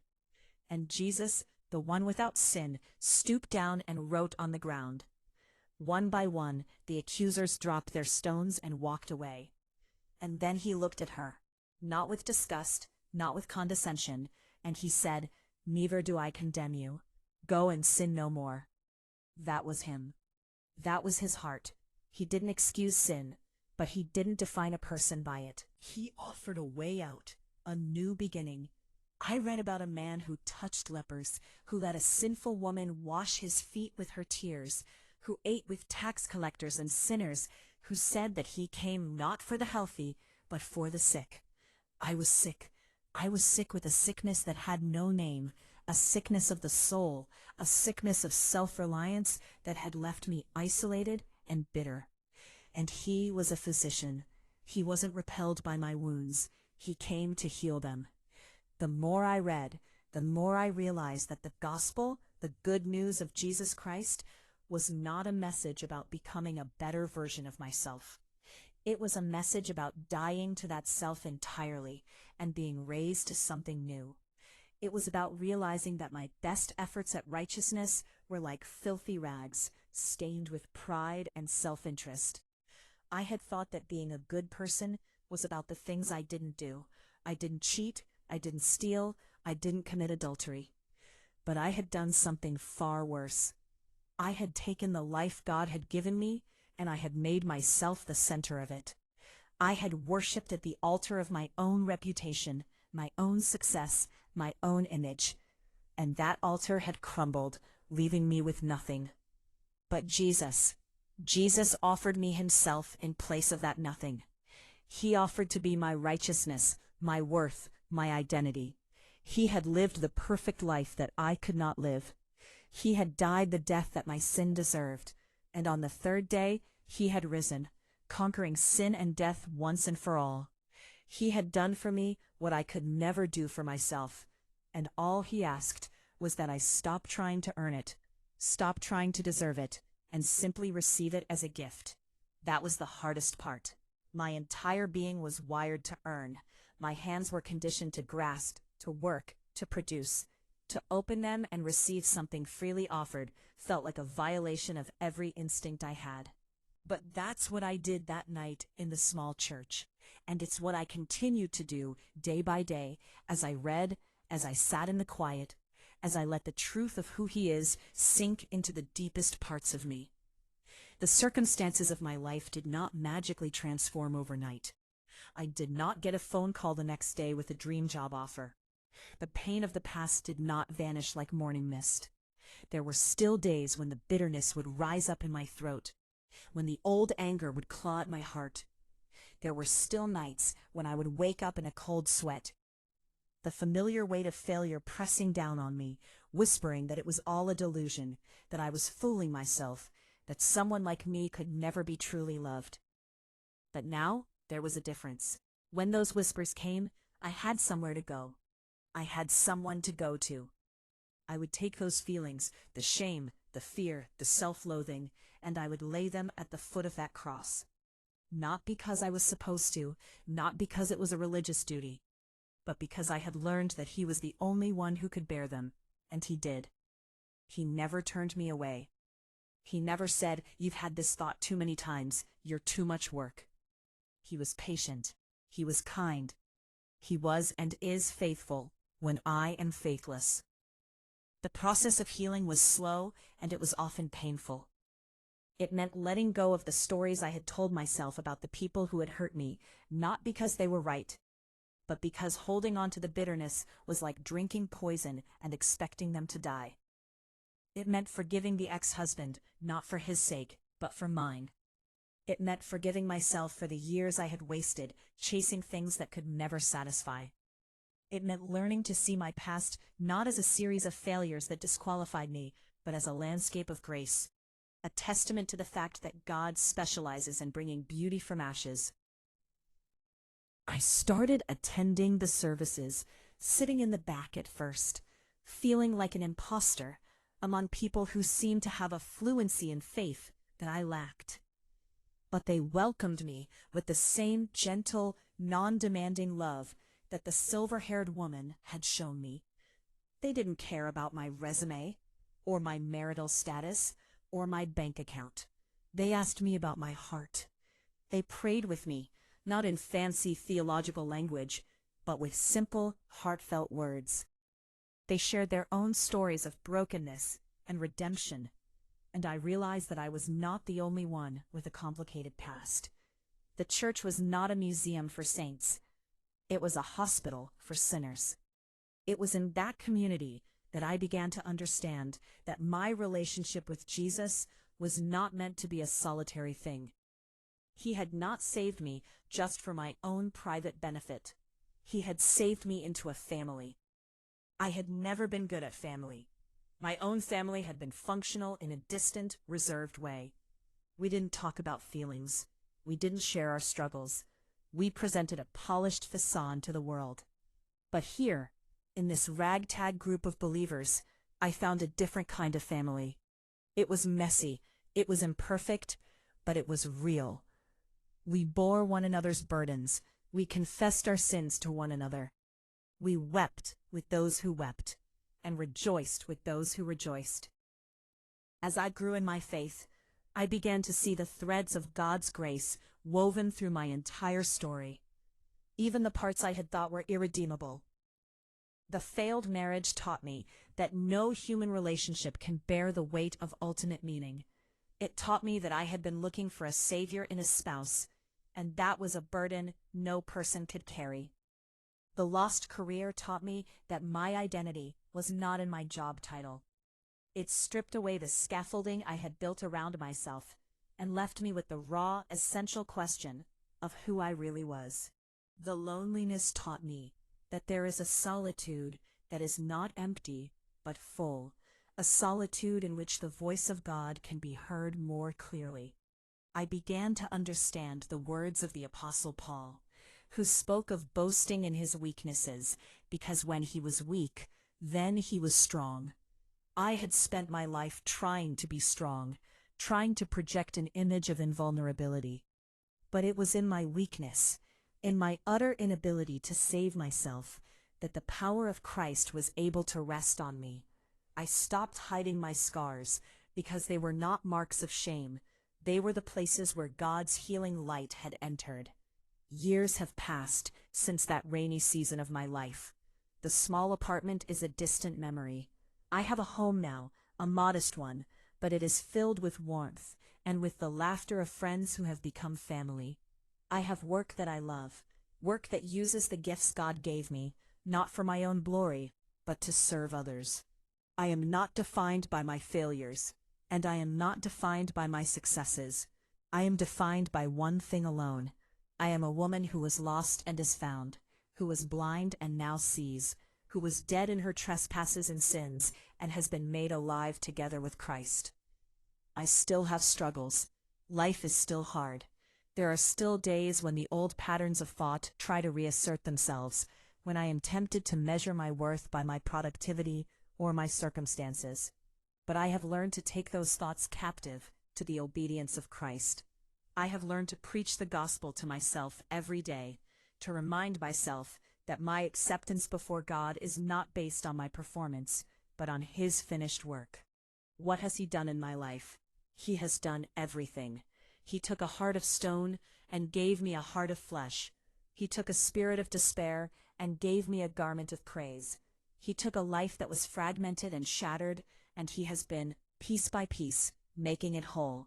He has given me a purpose that transcends my own happiness, to know Him and to make Him known. He has given me a hope that is not a vague optimism, but a sure and steadfast anchor for my soul, a hope that reaches beyond this broken world to the day when He will make all things new.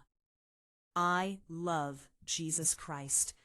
I say that not as a religious slogan, but as the most profound and simple truth of my existence. I love Him because He first loved me. I love Him because He sought me when I was not seeking Him. I love Him because He did not wait for me to get my act together, but came to me in the midst of my mess. I love Him because He is gentle and humble in heart, and in Him I have found rest for my soul. If you are reading this, and you are in a place of darkness, a place of failure, a place of despair, I want you to know that the same love that reached down into my wreckage is reaching out to you. It doesn't matter how far you have strayed. It doesn't matter how many times you have failed. It doesn't matter if you have no idea how to pray or what to believe. The door is open, the light is on, and the one who stands at the door is not a judge with a gavel, but a Father with open arms.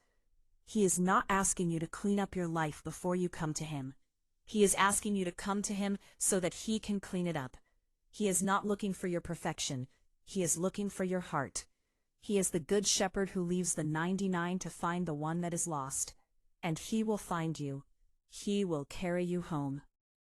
My life is a testimony to His faithfulness. It is not a story of my strength, but of His. It is not a story of my goodness, but of His grace. Every day I am learning to rest in that grace, to trust that He who began a good work in me will carry it on to completion. I still have so much to learn, so much to grow, but I am no longer afraid. I am no longer alone. I am held in hands that were pierced for me, and those hands will never let me go. This is my song, praising my Savior all the day long, not because of who I am, but because of who He is. He is Jesus Christ, the same yesterday, today, and forever, and He is everything. The sun was setting over the coastal town, casting long shadows across the worn wooden planks of the boardwalk. I stood at the railing, watching the waves roll in with their endless, rhythmic certainty, and I felt the salt spray on my face like a baptism I had never known I needed. It was here, in this place of crashing tides and crying gulls, that the last pieces of my carefully constructed life had finally crumbled to dust. It was also here, in the wreckage, that I found everything I had never known I was searching for.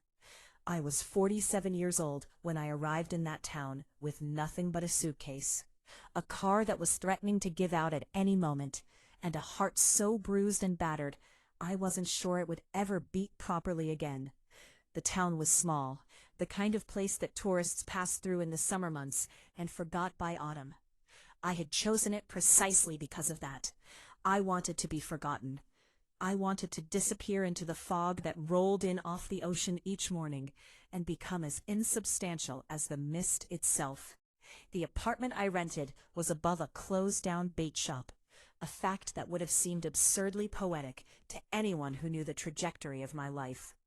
I had once been a woman who dined in restaurants where the menus had no prices, who attended galas where the champagne flowed like water, who moved through rooms filled with people who measured their worth in square footage and stock options. Now I was living above a place that had sold worms and tackle to fishermen. The universe, I had come to understand, had a sense of humor. It was not a kind humor. I had left behind a life that by any external measure had been the picture of success. I had been the chief executive of a company I had helped build from the ground up, a company that bore my fingerprints on every policy, every strategy, every hard-won victory. I had poured 23 years of my life into that organization. I had sacrificed marriages, 2 of them, to it. I had sacrificed friendships, health, the quiet moments of peace that most people take for granted. I had told myself that I was building something that mattered, that I was creating a legacy. That the late nights and the missed birthdays and the relationships that withered on the vine were all worth it because I was making an impact on the world. And then, in the space of a single board meeting, it was all taken away. Not because of incompetence, not because of failure, but because of politics, because of greed. Because the people I had trusted, the partners I had considered allies, saw an opportunity to consolidate power and took it. They didn't fire me outright. That would have been too messy, too public. They made it impossible for me to stay. They chipped away at my authority, undermined my decisions, questioned my judgment in whispers that grew louder each day. They created an environment so toxic, so suffocating, that leaving began to feel like the only way to preserve what was left of my sanity. I remember the day I walked out of that building for the last time. It was a Tuesday, unremarkable in every way. I had cleaned out my office myself, refusing the offer of boxes and assistants. I carried a single cardboard box to my car, filled with photographs and a few personal items. Everything else, the awards, the plaques, the symbols of 2 decades of striving, I left behind. They belonged to that place now, artifacts of a woman who no longer existed. The first year after was a blur of bitterness and legal battles. I hired lawyers to fight for the severance I was owed, to untangle the non-compete clauses that had been designed to trap me. I won, eventually, but the victory tasted like ash. The money I received was substantial, but it felt like blood money, a payment for the years I would never get back, for the person I had become in service to a company that had discarded me without a second thought. I tried to reinvent myself. I consulted, I advised, I sat on boards, but my heart was no longer in it. The fire that had driven me for so long had been extinguished, and I couldn't figure out how to relight it. I threw myself into philanthropy, thinking that if I couldn't build a business, I could at least do some good in the world. I wrote checks, attended fundraisers, lent my name to causes, but even that felt hollow. I was going through the motions, a ghost walking through a life that no longer fit. It was during one of those fundraisers that I met a man who would, unwittingly, set in motion the chain of events that led me to that coastal town. He was charming, intelligent, and he seemed to see something in me that I had stopped seeing in myself. He pursued me with a kind of gentle persistence that I found disarming. After the wreckage of my professional life, the idea of being pursued, of being wanted, was intoxicating. I fell for him, or perhaps I fell for the idea of him, for the possibility of a life that wasn't defined by quarterly reports and strategic plans. The relationship moved quickly. Looking back, I can see all the warning signs I chose to ignore. The way he deflected questions about his past, the inconsistencies in his stories, the friends who seemed to know a version of him that I did not. but I was so desperate to believe that I could be happy, that I could have something good, that I silenced the voice in my head that whispered caution. We married in a small ceremony, just the two of us and a handful of witnesses. I told myself that the simplicity of it was romantic, a departure from the extravagance of my past. In truth, it was a red flag I was too blind to see. The unraveling began slowly.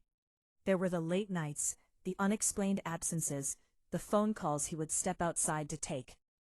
There were the requests for money, loans he called them, to cover temporary shortfalls in his business ventures. I gave freely at first, because that is what partners did. Then I gave more, because I was afraid of what it would mean if I stopped.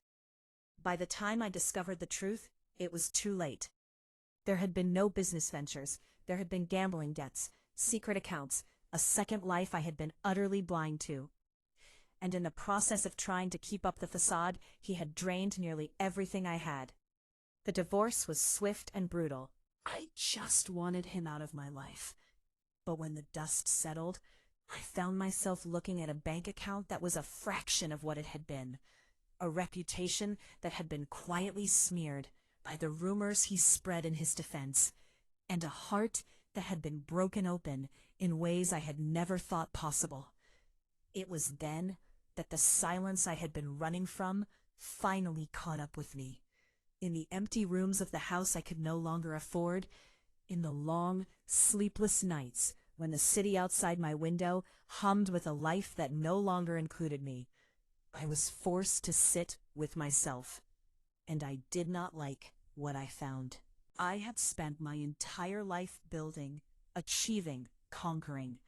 I had measured my worth in zeros on a balance sheet and titles on a business card. I had defined myself by my ability to produce, to perform, to succeed. And now, with those things stripped away, I had no idea who I was. I was like a tree that had been propped up by scaffolding for so long that when the scaffolding was removed, it collapsed under its own weight. There was nothing holding me up. There was nothing inside me that could stand on its own. The thought of God had never been entirely absent from my life, but it had always been peripheral, a concept I acknowledged in the same way I acknowledged the existence of gravity or the rotation of the earth. I had been raised in a home where faith was a cultural artifact, something you put on for holidays and special occasions. My mother had a Bible on her nightstand, but I never saw her open it. My father said grace at Thanksgiving and Christmas, but the words were rote, emptied of meaning through decades of repetition. I had absorbed from them the idea that God, if he existed, was a distant figure, vaguely benevolent, but not particularly involved in the day-to-day affairs of human life. He was, in my understanding, a kind of cosmic CEO, running the universe perhaps, but too busy with the macro to concern himself with the micro of my personal struggles. That understanding, or lack thereof, had served me well enough when I was the one running the show. I didn't need God when I had spreadsheets and strategies. I didn't need faith when I had 5-year plans and performance metrics. I was my own God, and I had done a magnificent job of convincing myself that my way was working. But now, sitting in the wreckage of everything I had built, I began to wonder. The questions came unbidden, rising from a place I had long since walled off. What was the point of it all?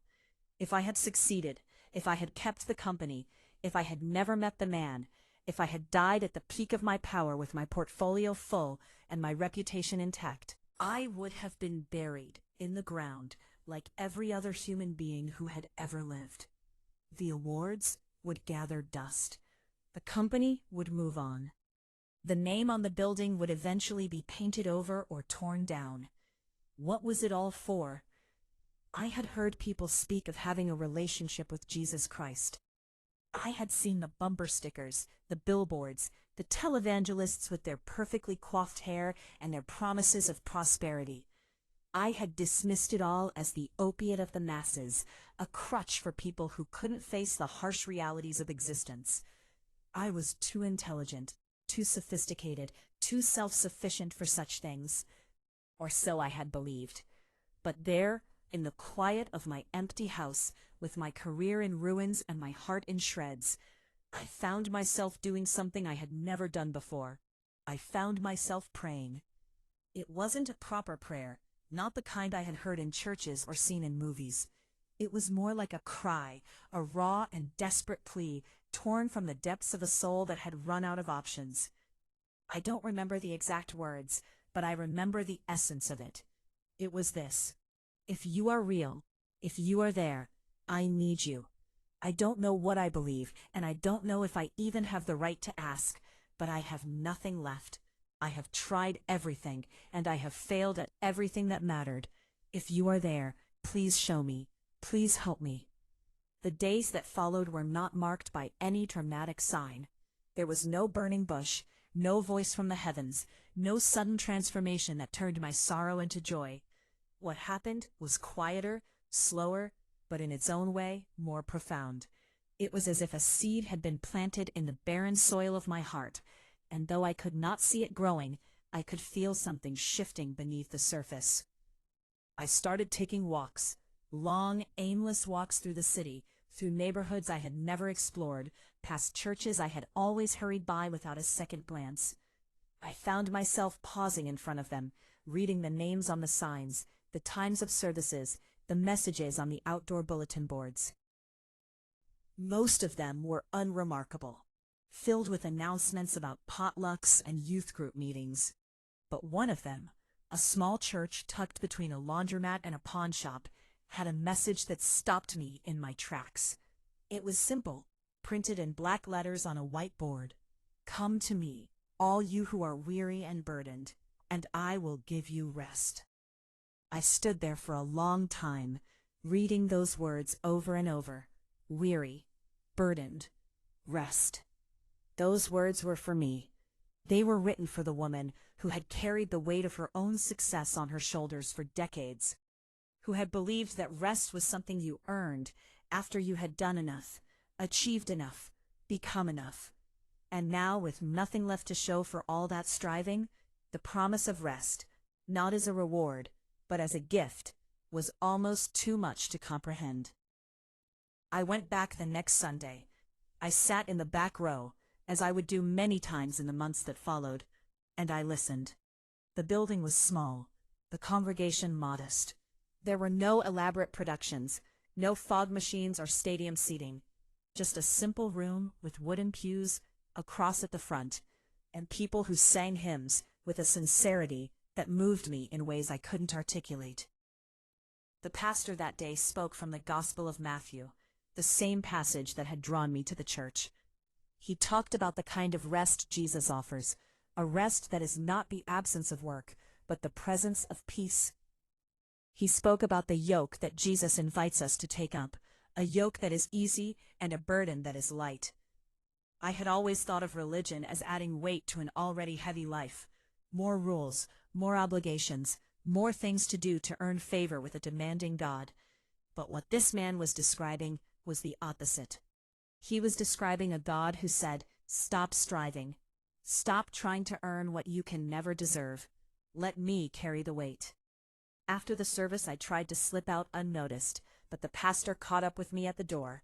He was an older man, with kind eyes and hands that looked like they had done real work. He didn't try to shake my hand or give me a brochure. He simply said, "I'm glad you came. I hope you'll come back." And then he stepped aside and let me leave. I did come back. Week after week, I came back. I sat in that back row and I listened.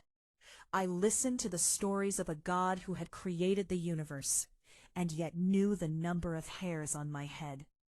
I listened to the story of a people who had been enslaved and oppressed, and a God who heard their cries and came down to deliver them.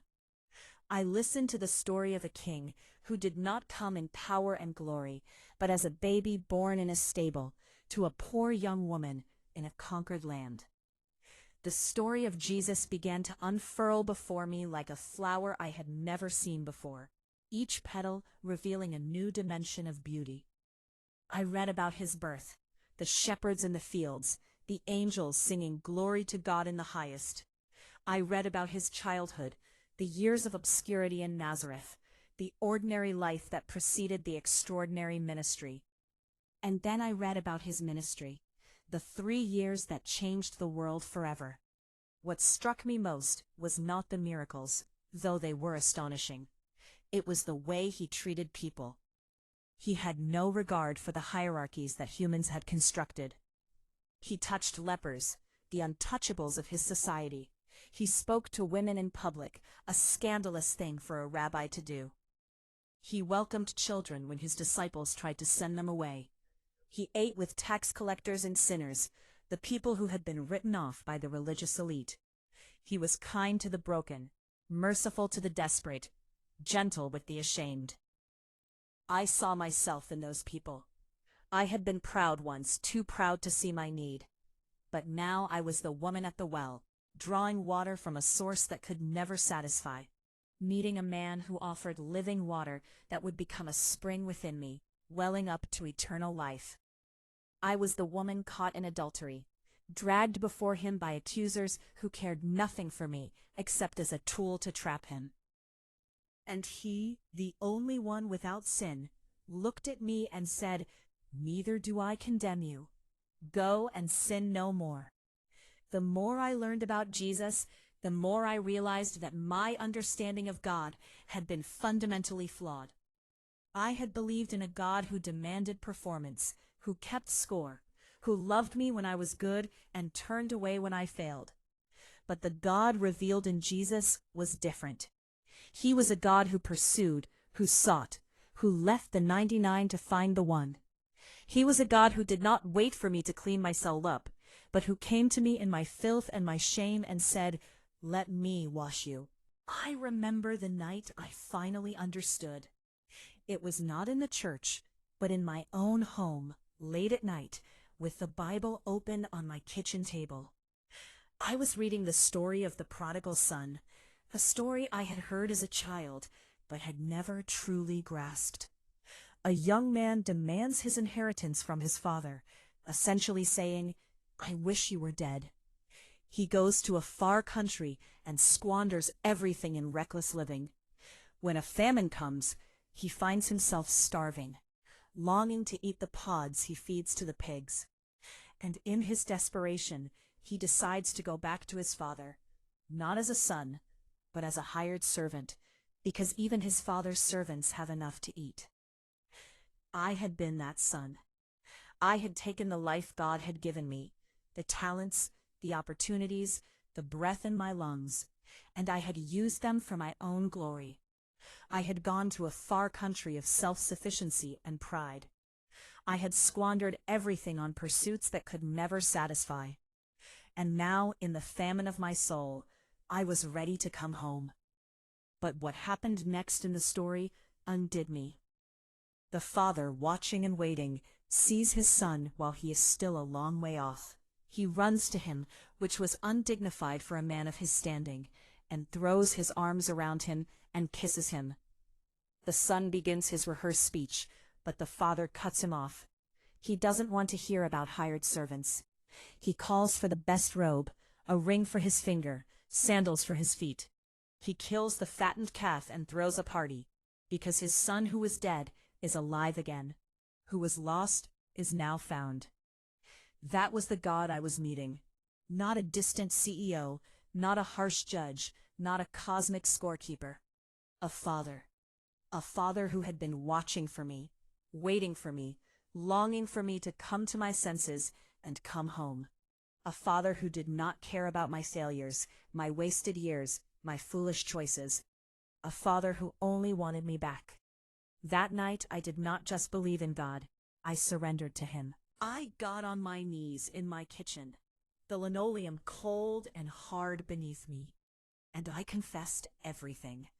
I confessed my pride, my self-reliance, my idolatry of success. I confessed the years I had spent building a kingdom for myself while ignoring the kingdom of God. I confessed my bitterness, my unforgiveness, the way I had hardened my heart against the people who had hurt me.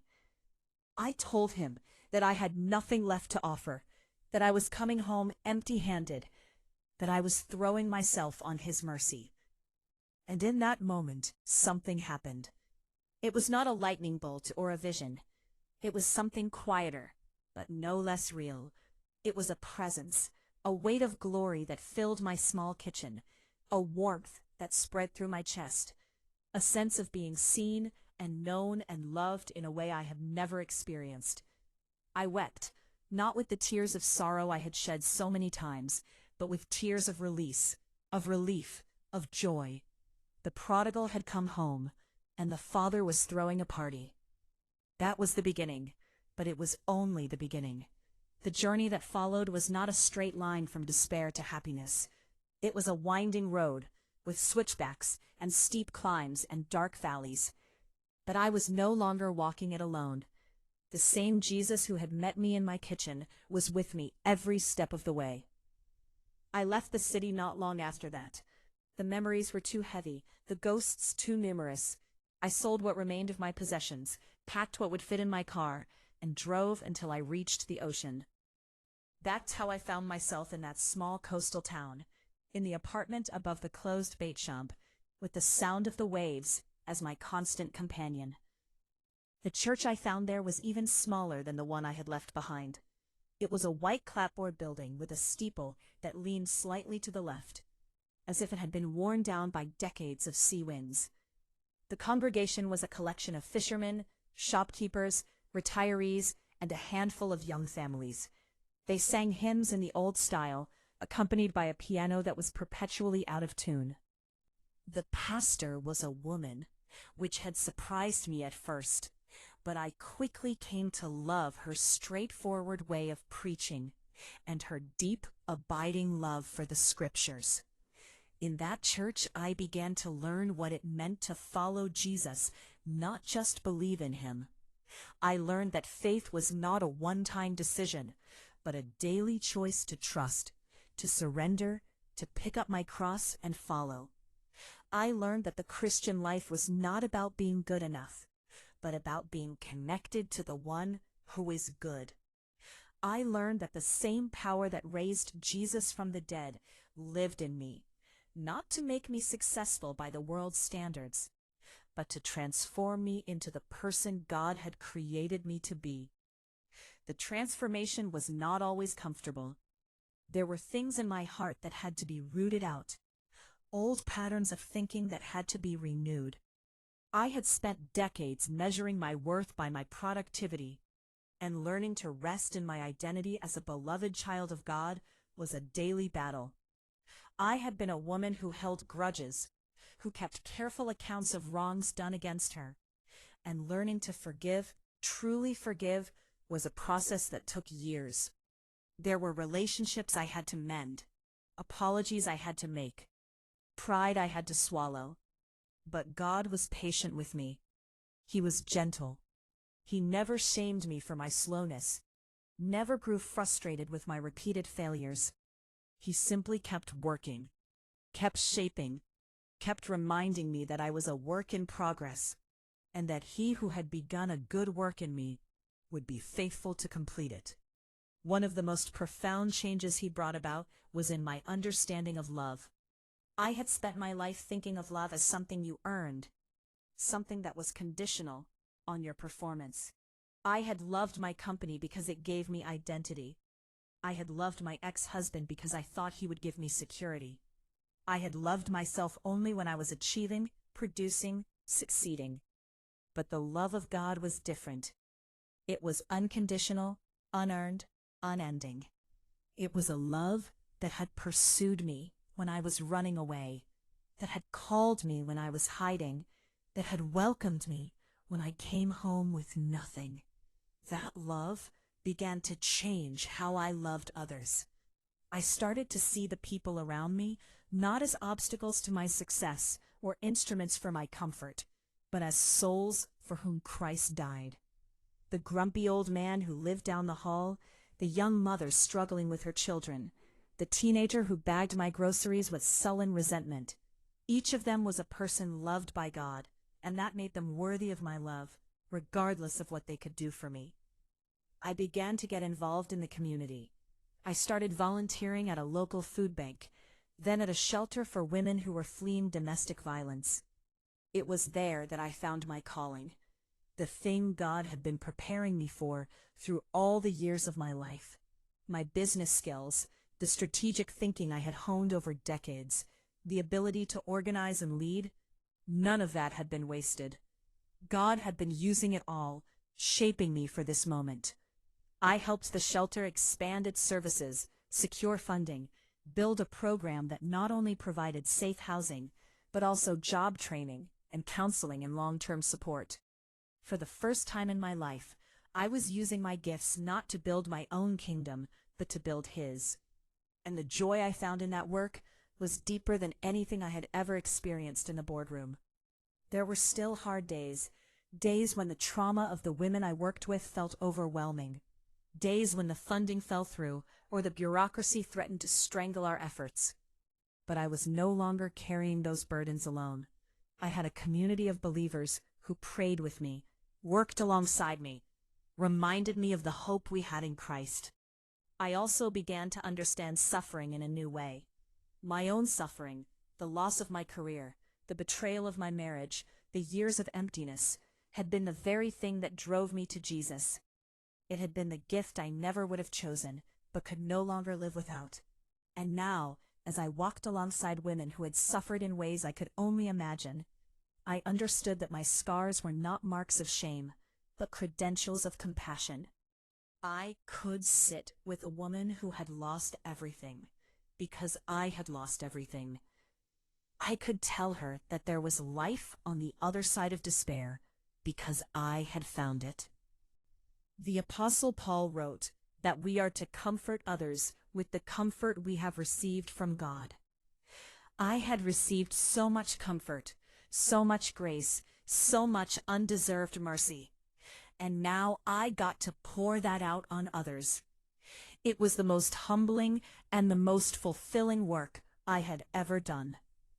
As the years passed, I found that my love for Jesus only deepened. The more I knew Him, the more I realized how little I knew, and the more I wanted to know. I studied the scriptures with a hunger I had never brought to any academic pursuit.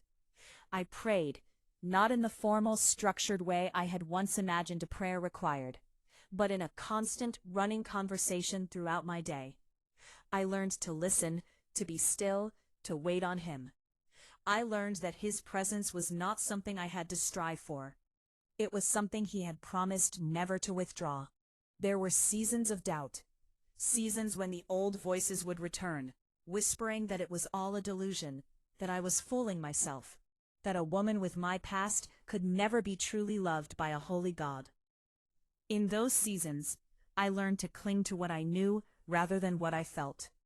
I knew that Christ had died for me. I knew that He had risen. I knew that He had promised never to leave me nor forsake me. I held on to those truths like a lifeline, and they held me. There were also seasons of joy so profound that I thought my heart would burst. I remember one Easter morning, standing on the beach before dawn with a group from my church, watching the sun rise over the ocean. We sang hymns as the sky turned from black to purple to pink to gold. And I thought about that first Easter morning, the women going to the tomb with their spices, expecting to find a dead body, and finding instead an empty grave and an angel who said, "He is not here, He is risen." He is risen. Those two words changed everything, because if Jesus is risen, then death is not the end. If Jesus is risen, then sin does not have the final word. If Jesus is risen, then every promise He ever made is true. If Jesus is risen, then I can face whatever this life throws at me, because I know that the one who conquered the grave is with me, and He will lead me through the valley of the shadow of death, into the light of eternal day. I am 63 years old now. My hair is gray, my hands are gnarled with arthritis, and I move more slowly than I used to. But I have never been more alive.